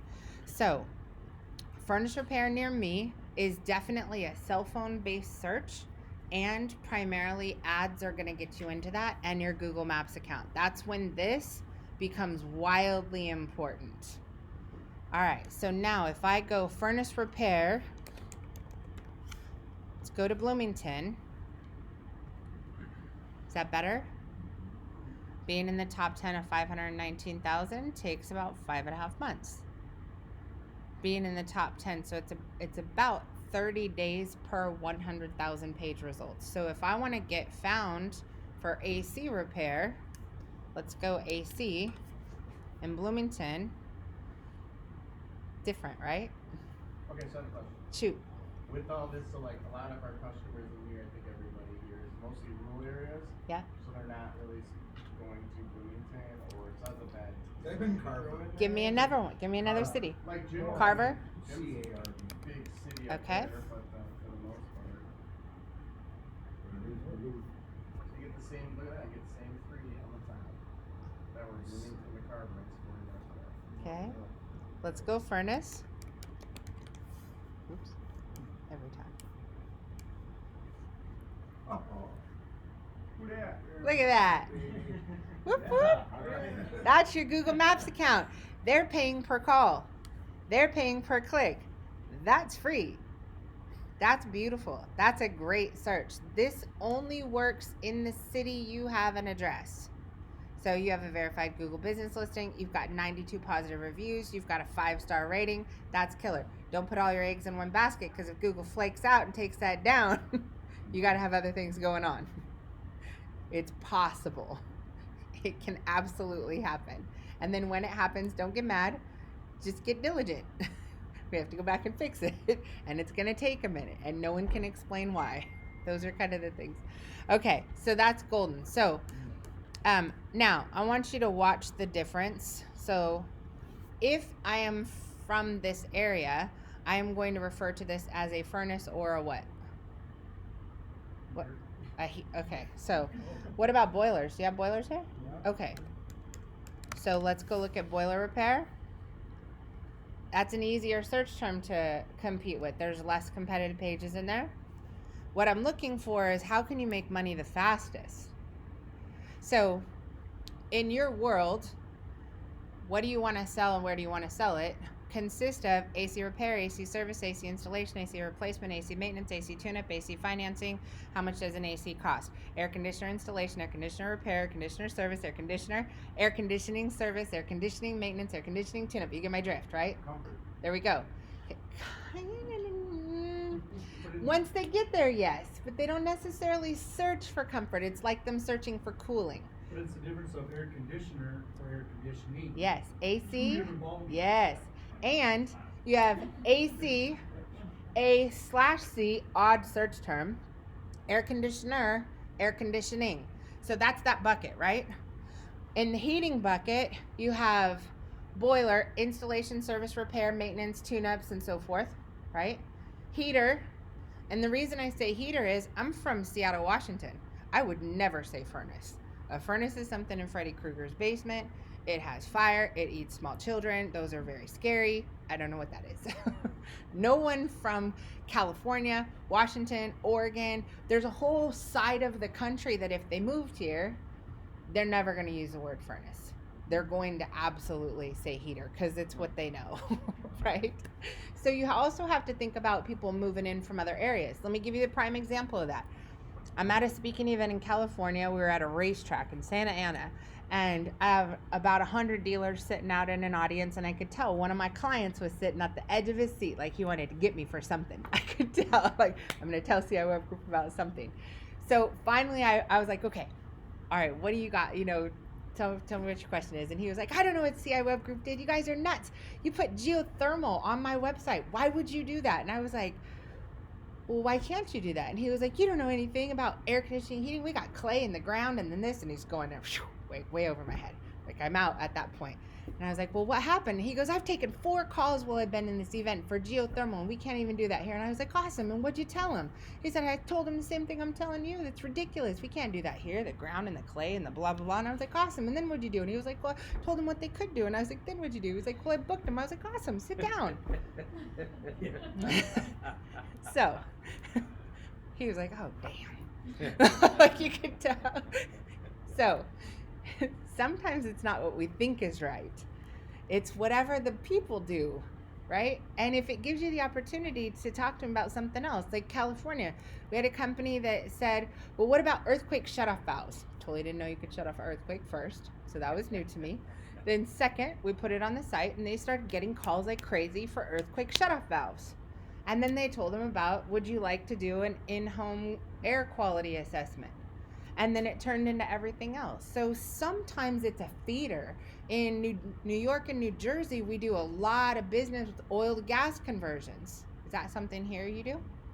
So if you have a page that says oil to gas conversions in Carver, let me see what this is.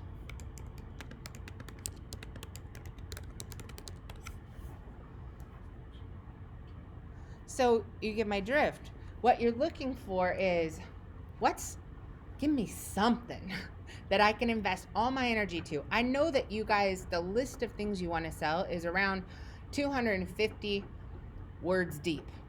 Do you do mini splits? Do ductless? Same thing. Just depends what they search for. Depends on which commercial they watched.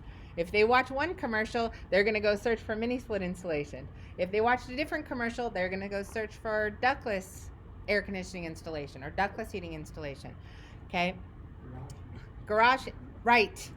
You have an entirely new group, garages. Funny, in Do the you have Midwest, basements we here? call them garage heaters, but we call the ones in the house furnaces. Interesting. That's interesting. That's something to consider. So the space, the location. Do you have basements here or no? Basement heating and air conditioning. What about garages or attics? Do they have space? Yes. What about are they flipping homes into VRBO properties? Are they splitting them and making them 2 or 3 different locations? In Chicago, they do a lot. They take a 2-story home and turn them into split levels and rent 2 different units. Here a little, maybe. Okay, so I mean, in California, they search for dispensary heating and air conditioning. They search for wine cellar heating and air conditioning. They search for distillery heating and air conditioning. In Washington, same thing. Arizona, same thing. So there's lots of different churches, airports, mini strips. So it's not just who do I sell, residential and new construction, or residential new construction and light commercial, or residential new construction, light commercial and rural. Now you get into all these other search terms. Yes. So are you saying that these are gonna be like as separate pages on the website, or as like it's some sort of like filing, buying, and holding, or what? How does that work? So Google doesn't allow us to trick them anymore. We used to be able to trick them. We used to be able to create 900 key phrases at the bottom of a web page and color it white the same color, and that used to work. Not anymore. Google requires every individual page be somewhere in the navigation, which is why blogs became important, because you could have 1,000 blogs and it doesn't disrupt your main pages on your website. They're sorted by categories and tags. So yes, technically everything needs to have a page. Google's deaf and blind. It only reads Braille. How do you do that without bogging down the website? So it's, you gotta almost like hide pages. Can't hide them. So in a blog, So you don't have a list that opens up. yeah. So when you go to a website and you click on blog, that's how you get unlimited pages on a website. That's what a blog is for. So you guys are not there yet. No one in this room is ready to go blogging yet. Everybody's still working on just fundamentals. Fundamentals are going to be, let's identify just service pages. So sometimes people will say, well, how much content is enough? Well, you guys know Amazon's revenue. Anyone want to guess how many pages they have on their website? Just for giggles. So we go site. This is how you get an inventory list. That's the number of pages on Amazon's website relative to their revenue. You take any website and look at the total number of pages. It's like your website is a store, and the pages inside of it are the products on the shelves. So if I launch this store and I only put 5 products on my shelves, how much money can I actually make? If I put 50 products on the shelves, now what can I do? If I put 200 on the shelves, now what can I do? The challenge for you guys is, how do I go about that? A, and make it look good, but B is, you either have to write the content or you have to buy the content. So prioritization is really where it's at. Is in our logic is, for Amana, we essentially built a website that is pre-constructed with all the fundamental pages that need to be on a site. No content. The only content that's on there is Amana's assets, such as PDFs, downloads, videos, a product picture, but no text that Google can crawl. So our logic is that when we launch a website, I want the consumer to be able to see that you provide all these services, even if when they get to that page it says, we provide air conditioning services in these areas, contact us for more information. Even if that's all that is. That doesn't make Google happy. That's a lightweight page with no content. But you can't do everything at once. Money's not growing on trees. None of you, I believe, are writers, neither am I. So We have to do what we can. So when we take a website, the Amana site, and we launch it for a dealer, immediately we launch a web page that has 90 pages already pre-created and built into it, even if you don't have any content. So it takes all 90 of those pages, throws them into the search engines, and they get filed into a drawer. Doesn't mean they're at the front of the drawer. They just get filed into the drawer. Okay, so all of them go out. Now, for you guys to prioritize, how do I convert my time into cash? How do I get boxes out of this warehouse? How do I sell? Pick one that has the lowest competition, highest number of searches, and focus all of the energy on that until it's making you some money, and then do it again. So one page at a time. If you've got the budget to focus on 5, do 5. But most need to just simply pick one. We call it a results plan. So in our world, there's 2 different routes to implementation. And there's 2 different personality styles. One personality style, we call them POWs, and the other one are POPs. The POWs, mentally they require proof of work. They need to know that I'm spending this dollar and you're doing this work. Show me the report, show me the report, show me the report.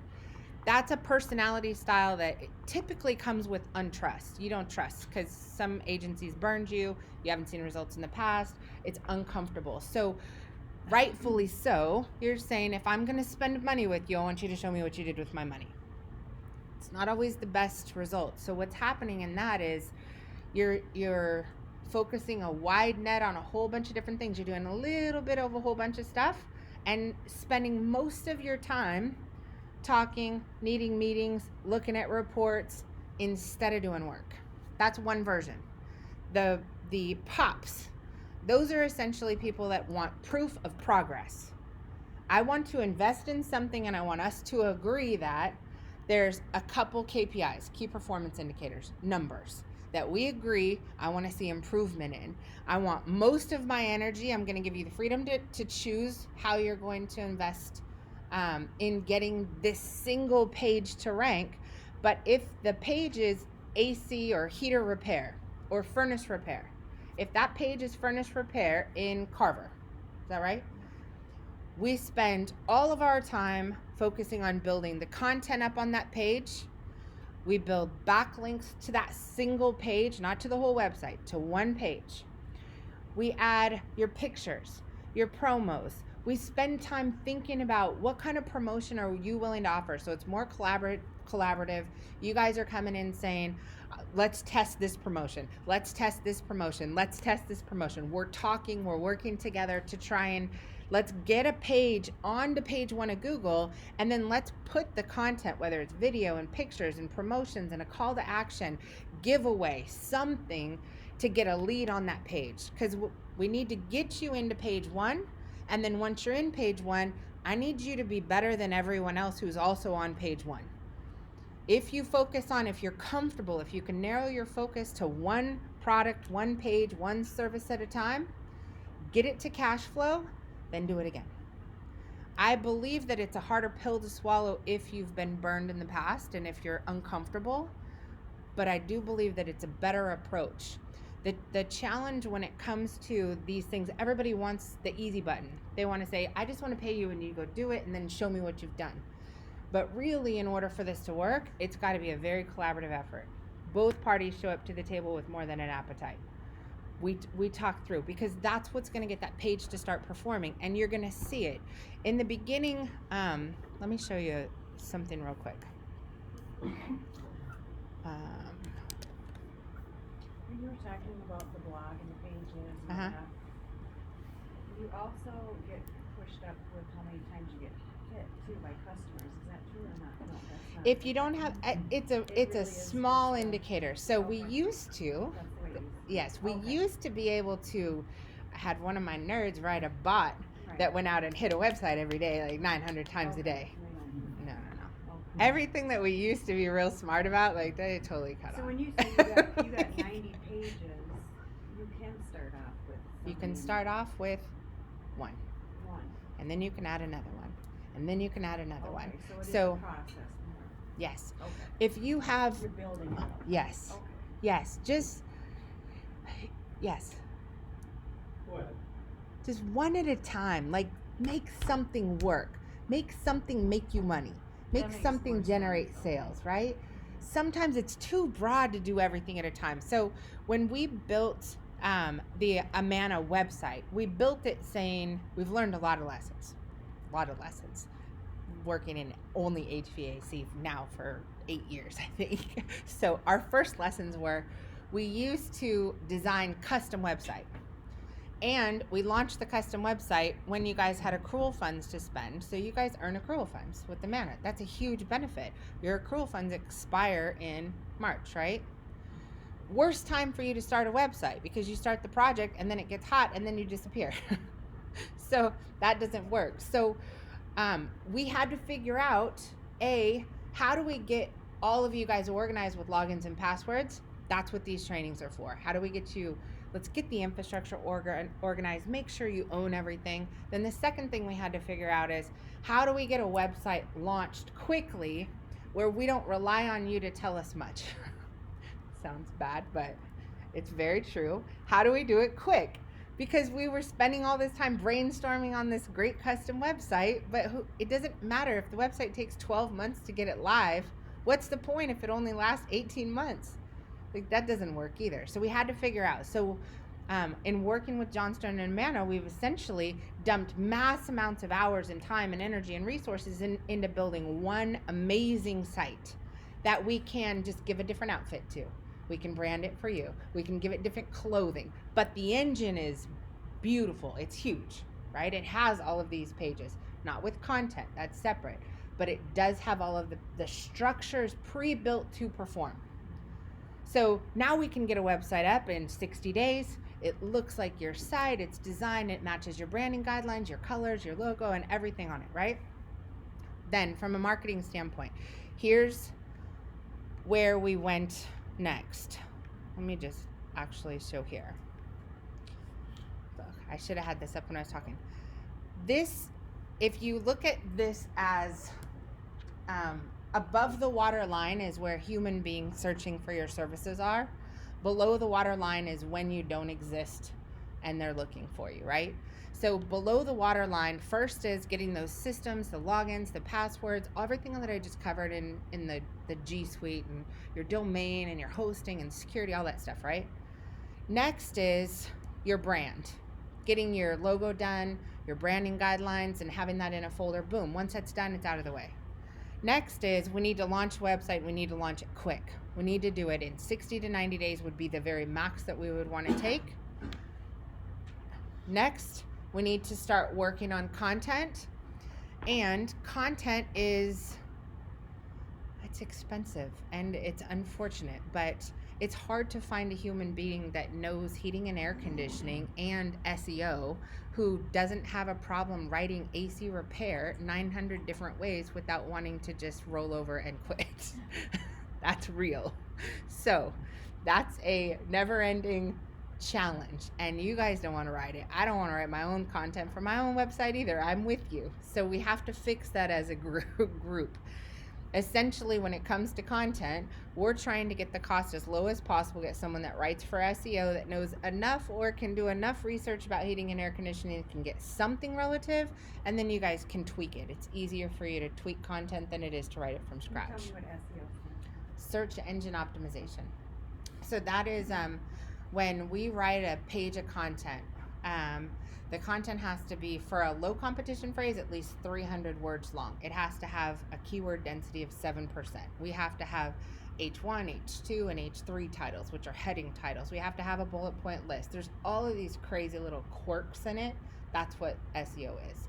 It's following these guidelines that allow us to get Google's robot to crawl the site and say, okay, I just scanned that piece of paper, I know what drawer to put it in, and it goes into the drawer. Marketing is the process of getting that page from the back of the drawer, being number 540,000, to being number 2 of 540,000. That's when you have a cash machine. Okay? You guys are focused on getting reviews. We'll talk about how to get those and where to get them. We're making sure that you own all your local directories and your competitors don't own them for you. They're not answering your phone calls for you. We'll dive into that. Social media, it at least has current content and matches your brand. Doesn't have to be anything fancy right now. It's not time for that yet. Just fundamentals. Facebook primarily. Don't worry about the other ones until later. You don't need to burn and churn on social media because technically everything you post on social media, is it advertising or marketing? Long term, last forever, or temporary? I got both. So it depends on which kind of social media site. If I post something on Twitter, how long does it last in the feed? Seconds, and then boom, gone. And I just can't figure out how to say tweet and make it sound professional. So have a hard time with that one. But all right, this section right here, when you look at the front of Google, the first page, the only options you have to make money is you are either showing on the map, you're showing in the top 10 organic, which is through SEO. That's the practice to get there.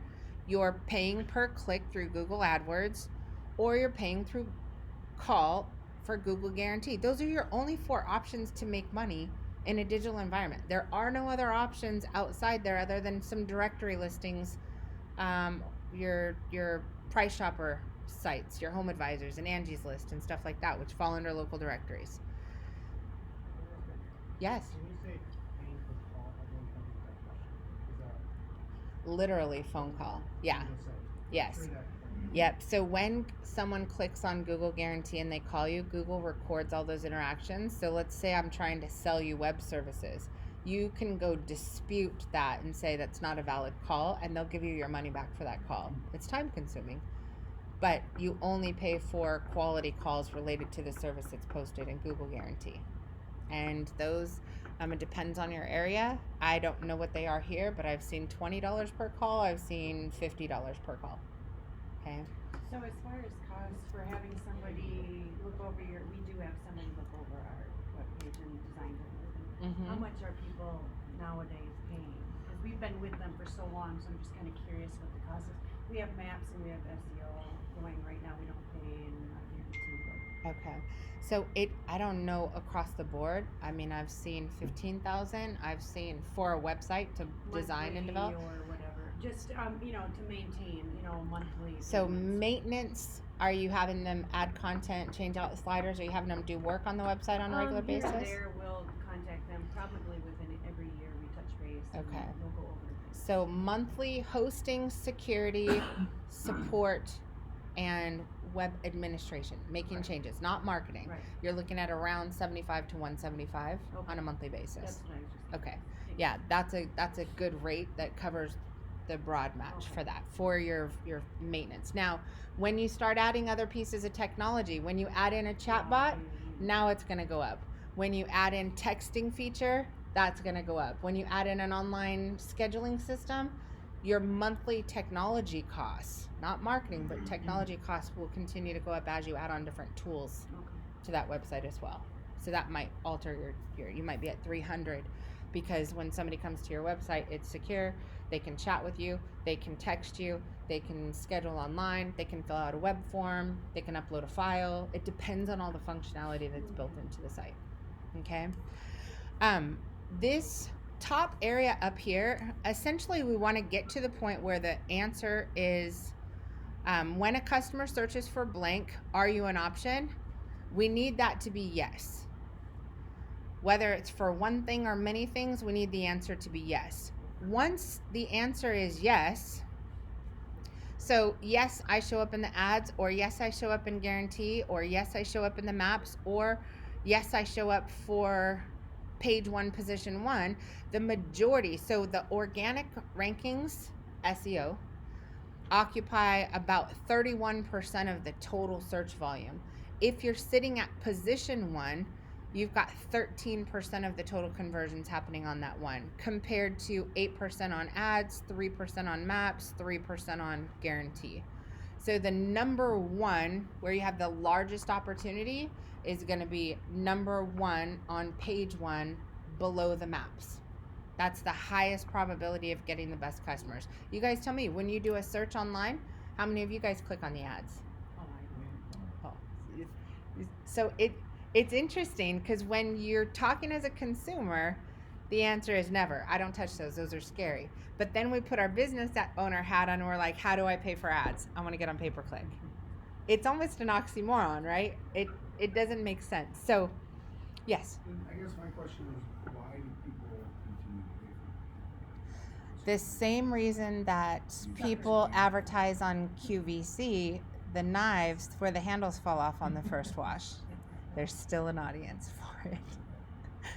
There are still people who click. There are still people who buy from ads. That audience does exist. They don't come to any events that I have, but I know they're there because we do pay-per-click and I see them. I see it working.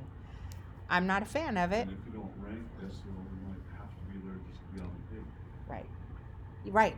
So say one of those search terms we looked for, there was 2.5 or 5 million competitive pages. So maybe you can't get to page 1 of Google for that search term, but you really want to sell that. You might do pay for ads on that to get onto page 1 while you're working on being number 2 million and trying to get to number 1 of 2 million or to get to the top 10. So you might do it as supplementally to make your phone ring and start selling boxes.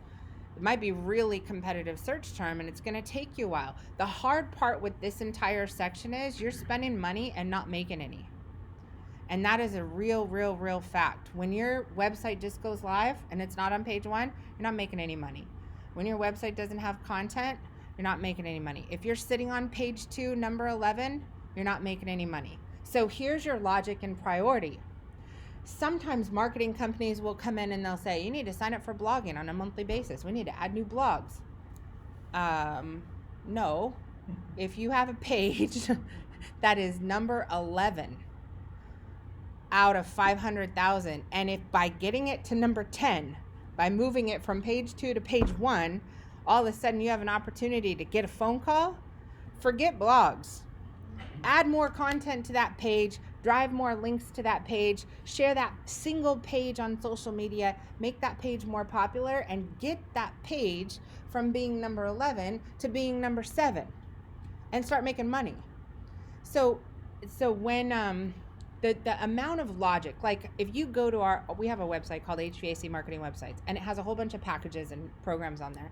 And they're all because that's what everybody wants to see. Everybody wants to see packages and programs. So we put them up. They're there. It tells you what our prices are for every single thing that we do. Website pricing, hosting, maintenance, local listings, everything. The real version is we should not do that. I'm the CEO of the company. We should not do that. What we should do is use our brains. We should agree to a budget, a monthly budget, and we should every month go look and say, what should we do this month to try and get that phone ringing?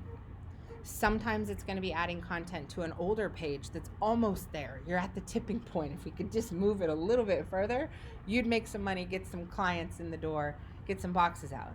Sometimes it's going to be that we need to build more backlinks. Sometimes it's going to be that we need to better optimize the page.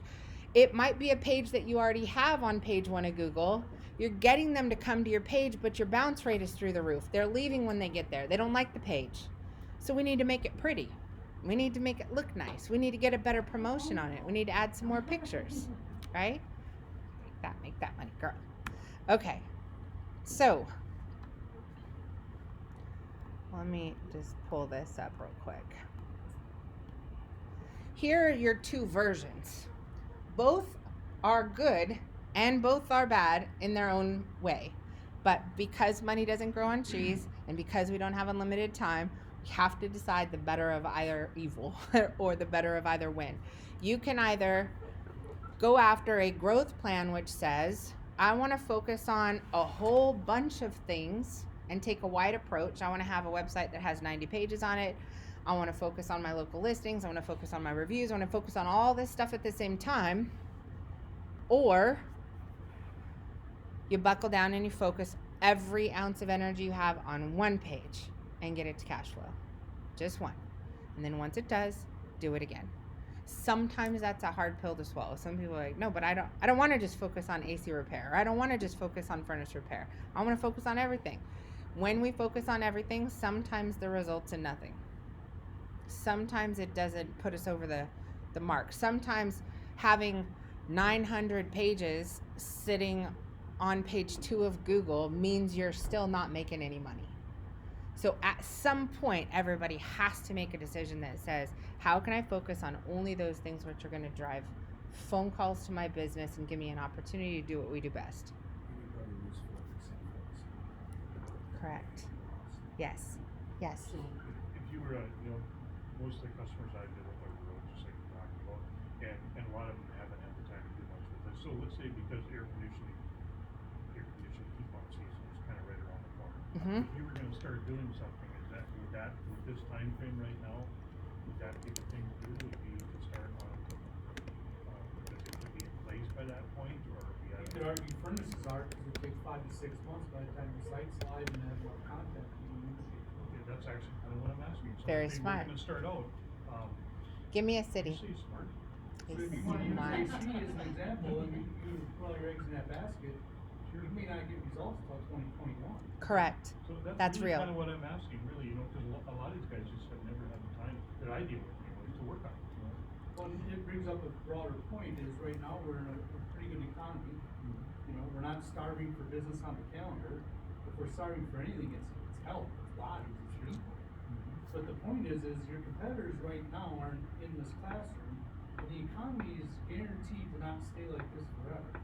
So while you're making money and while you're being successful, while you don't have enough people for the jobs you got, invest in this so that when it does turn the other way, you put all the things in place to continue to dominate the markets when the economy goes south. That's legit. And on top of that, the same strategy, if I say HVAC jobs in, I'm going to go Ferndale. I'm going to go to Washington because it's the one I remember. HVAC jobs in Ferndale, Washington.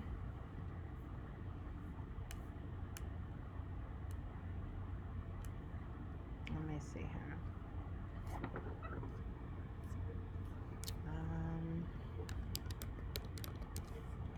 Go careers. Indeed. Glassdoor. It's employment. Okay. So the same logic you can use for getting found for heating and air conditioning services, you can use the same thing for hiring employees. By putting a job board on the site, by having job descriptions on the site, by having content that says HVAC careers in, HVAC jobs in, HVAC employment in. What we did with these guys is we also did HVAC training in. We own page 1, position 1 for HVAC training. So guys that are looking for training, that's a good group of guys. I want them. I like the ones who are looking for education. So we built the pages and focused on training courses, whether they have a technical school at their location or not. I've got guys that only have 2 people in a small office and 3 technicians that we said HVAC training in that particular area. And then we put an advertisement on that page. It talked about that we provide training. We have financing training. We have digital marketing training. We've got installation training. And it goes through all the technical pieces. And then we also put a link that says, are you looking for a job? Our company offers this kind of benefits, this kind of this kind of that. Apply here. So we turned it into a recruiting. So we recommend that all of our dealers recruit resumes 24 hours a day, 365 days a year, so that you have options when you need them instead of needing them and having no options, because that hurts. And we learned that lesson the hard way when we first got into heating and air conditioning I want to say we were in year 2, and one of our dealers called and was like, turn it off. And we were like, huh?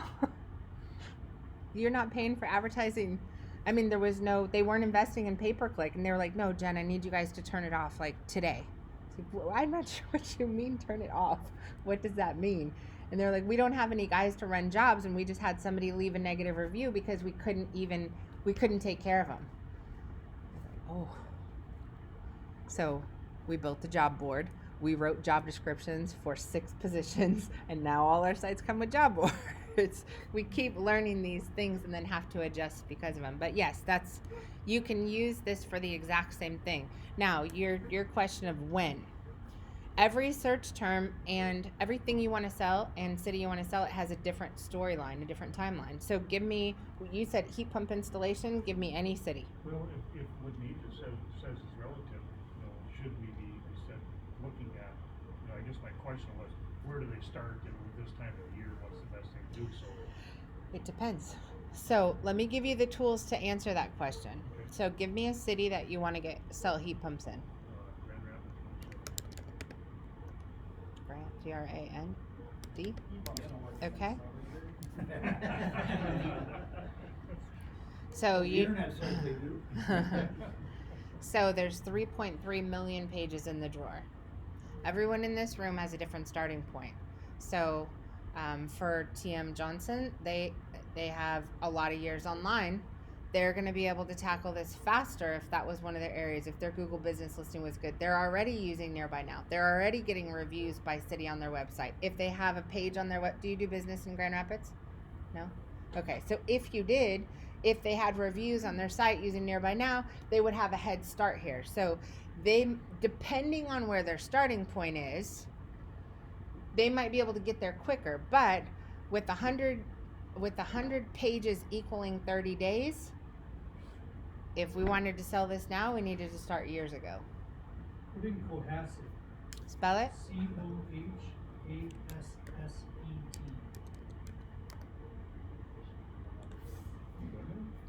Yeah. This town is Wow. 3 miles from Grand Rapids. Game on. That's exactly how to do it too. If you pull up the map, if you go maps.google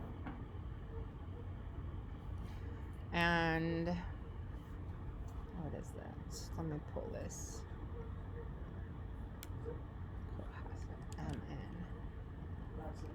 The problem is, Right? Cohasset people enter Grand Rapids. So every one of these gives you the opportunity to get into a different drawer. It might not be Grand Rapids. And the difference is 100% of nothing is nothing. If it's going to take you 3 years to get into Grand Rapids, you might have to start with something that's a different town, which means you need a page on your website that specifically says you do business in that area. I'll tell you how to do that without having to fork over a ton of money for content. You guys are doing that right now, Nearby Now. So step number 5 of the 12-step roadmap is called is reviews acquisition. We're going to start bouncing around a little bit right now.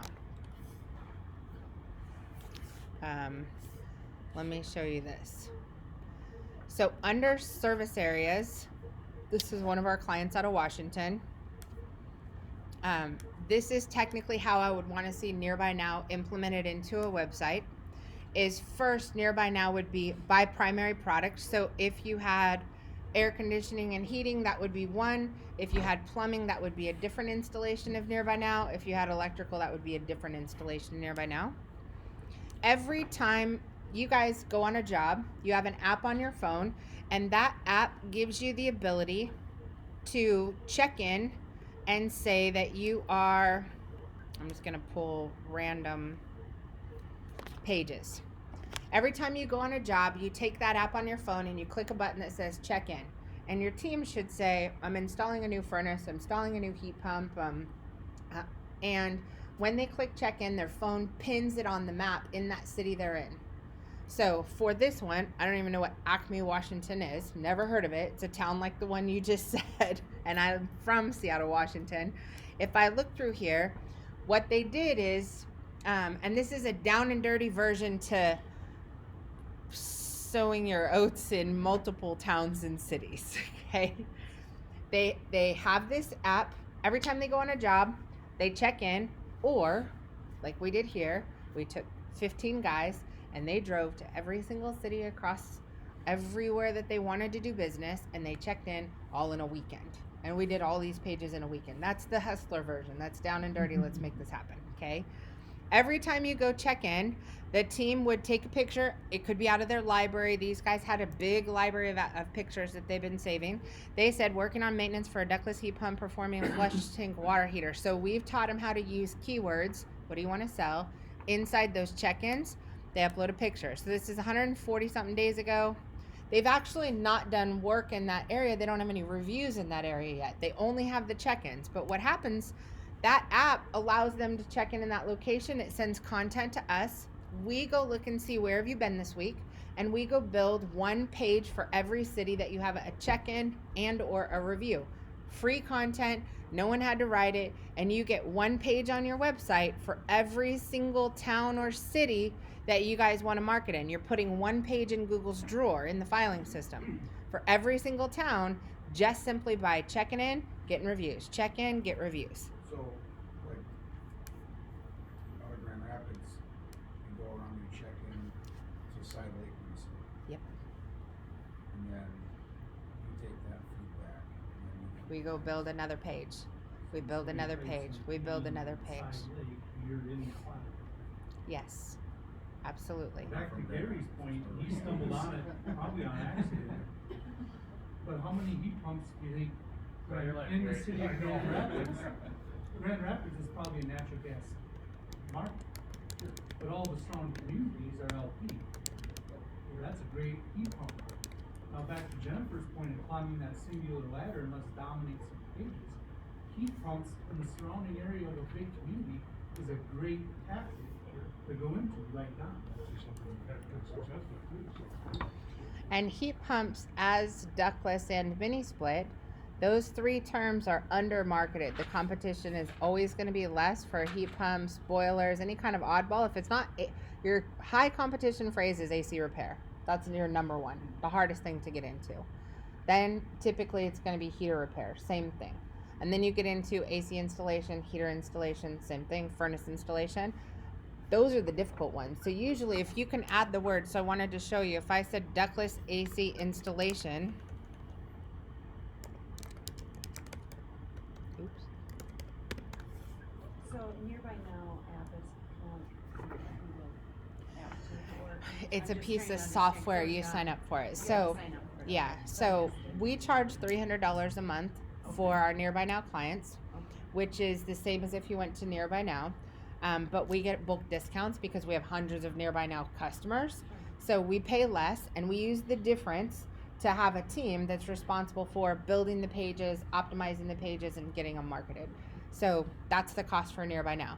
$300 a month for the Nearby Now. That's the software plus your maintenance and administration and so forth on your website, adding those pages on a regular basis. That is a inexpensive way to tackle a wider area on your website right out of the gate. And I'm just trying to understand the way it works, but once you get Nearby Me and then say, hey, we're kind of not wanting your service anymore, it stays on or it removes? I mean, is it something Once like you this? cancel, so the things to consider for cancellations. Nearby Now, once you cancel, it's a piece of technology that has an embed code on your website. So when you cancel their software, that embed code turns into a chunk of code. It doesn't deliver the content anymore. But does the picture, because I've just noticed we've done Angie's List, some of our stuff is still being put out there, you know, that kind of thing. You know, all of our Yeah. reviews, we haven't. If the so we when haven't done them, but when you it's get a still- review using your app on Nearby Now, you can route it to different places. Okay. So let's say for us, let's say we look at your Google business listing and you only have 3 reviews on there. You're using this app. In the beginning, we're going to route all those reviews to your Google business listing. I need that map to look good. I need you to have 20% more reviews than the guy down the street in your area that's local competitor. That, because we need to get you into the 3-pack, into the map. That's a different strategy that has to happen. Once we see that there's a little buffer there, we're going to stop sending them there. We're going to route them to your website, because your website is an asset that we need your website to have 1 page per city that you want to do business in. The easiest way to get there without you paying a couple $100 per page of content is use the Nearby Now reviews and content as content on the website to get you there. Okay. But if you cancel the software, it goes away. The reviews on your Google business listing won't go away, but we have to pay the monthly fee to the software in order for it to be there. Okay. Same thing with local listings, which I'll dive into, but if you start owning, or if you sign on to, again, $300 a month for a program like Yext, where we sign up with the top 70 local directories, City Search, MapQuest, Google G Suites, Google Business, all of these different directory systems. The challenge with those kind of softwares are, if we cancel, so we pay them, so our dealers pay us, we pay them, and we buy hundreds of listings. And then we market, we publish content, we manage duplicates, we're suppressing bad things and so forth. When we stop paying them, they literally revert your listings back to the original state before we signed on in the first place. So you could have 2 years of investments go down the tube. So you never want to start something like that unless you're ready to commit to it. You got to say, I'm going to own my listings. I've got $300 that's allocated towards that. That is what it is. Don't start until you're ready. Okay? And most people don't tell you that. You just find out after you leave. Yeah, you kind of like know what you're getting, Right. I guess, is my answer. I had to learn these same things the exact same way. But it is. I wish I would have known. I'm looking at that Google guarantee, popping up, I've seen every Yep. time. Like that, it says service Grand Rapids, like from this area here, Mm-hmm. 3 hours away. Is that? You just don't have a lot of competition investing in Google Guarantee. So that's a huge opportunity. If you go search for AC repair and it's highly competitive in a city you guys are in, and you don't see any Google Guarantee, get it. Like, at that point, there's no competition. You have the ability to be number one listing. Show up, it's worth the 20 or 40 bucks. So who sets the pricing for that? Google. Oh, Yeah. and does it determined by how many people?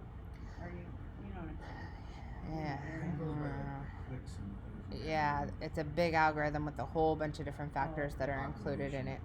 Okay. Yes. Are you Yes. saying if you were the person in Grand Rapids and there's nobody, so what is that gonna cost you? This is, so it's going to take them between 1 month and 3 months to get set up. They have to go through an application process, get verified, get background checked. They go through a big verification process. Once they're set up, each time they get a phone call from one of these, they're looking at around $20 to $50 per phone call.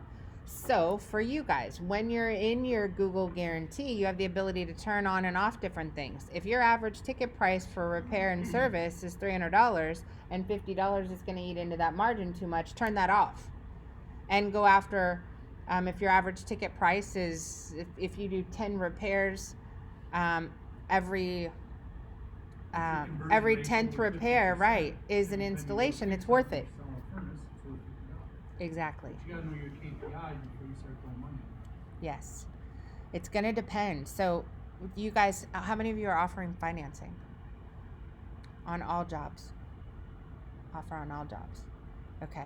So my family has owned a real estate and mortgage company for the last 15 years.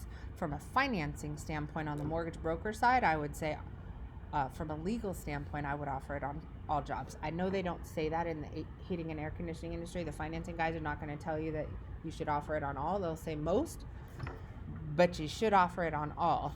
In our world, watching the conversions that take place, our dealers who commit to offering financing on 100% of their dealers, their average ticket size can be double what somebody who doesn't offer financing is. So those things will help as well. And that'll help you know what your cost per lead is. If you offer, all these things are connected. If you offer financing on every deal and you have a higher ticket price, you can afford to pay $50 for a call. If you are on page 1 of Google for multiple phrases in multiple cities and you have more leads and opportunities coming in, you can afford to have higher pricing. If you don't have more leads and opportunities come in, typically you're going to start discounting pricing, which turns into grumpy customers. That turns into bad reviews, and it turns into a negative cycle. Every action you take leads down a different domino path of good, bad, or ugly. one of them. Make sense? We do things as a business owner because we have to sometimes. So if we don't have a lot of leads coming in and we have to start discounting everything, remember the people that leave negative reviews are typically the ones you gave the most to. They're the ones you cut the biggest discounts for. It's the ones you did trades for. All that garbage, as fast as you can get out of all of that, I call it kind of the startup entrepreneurial trash because I did it too. I gave away websites, I did trades, we did partnerships. Like, no, we don't do that. Because we're always not good. We're never good. So same thing in your guys' world. Okay. Watch this search term difference. You see this, 3.8 million? That is AC installation Grand Rapids. Just one difference. Watch the page difference. Every individual, so your question of when, it depends. And it depends on the exact search term in the exact location, what the total number of competitive pages. So I would want to start this how many months before the season? 5. Absolutely. Now, that number can even change if somebody just bought their first domain yesterday and they're brand new on Google versus someone who's been on Google and has some history. It might be 2 months for them and 8 months for them. So this goes back to your whole point of let's work collaboratively every single month. Let's dissect the market. Let's strategically invest your funds to make a big impact. Yes. And if you can be comfortable trusting your agency and give them the ability to make the decisions on a quarterly or preseason basis, then you get better decisions because now you have 3 months of data to make a decision. If you stay with your agencies, whoever you're working with, and you start to collect this year over last year data, now you can make even better decisions. So sometimes people will bounce agency to agency to agency, always hoping the grass is greener. And to your point earlier, sometimes when somebody's redesigning and developing a website, you can take a tail whipping for that because they don't keep the structure in place. So here, look at this real quick. When you're having a website rebuilt, let me go. Port. Okay. Pre-live. So I don't know whose site this is. We're just going to take one. This is wildly important if you're going to have somebody rebuild your website. What you need to know from them is how do they make sure that they keep everything you already have that's performing perfectly intact. What they should show you is we're going to take a snapshot of everything inside your current website. We're going to look at every single URL. We're going to look at how many pages, how many links. Let me just drop this down so we can keep the headers. What the title is, what the meta title is, what the description is, how many links do we have. We're going to take everything that's already on your website and we're going to rebuild the website with exactly that and add to it. That's how you don't lose rankings. That's how you don't lose your progress. Now, there are some instances that's hard to do. Yours is the number one instance because all the pages are designed with web app ID, page ID equals 123. That's tough.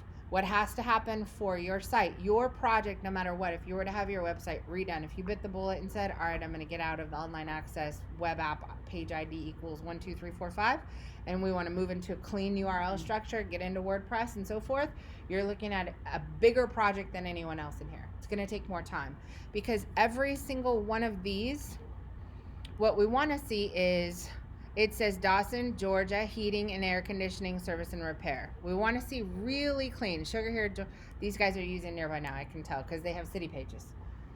It's without even looking at the website, I know they're using Nearby now because it's how the site is structured.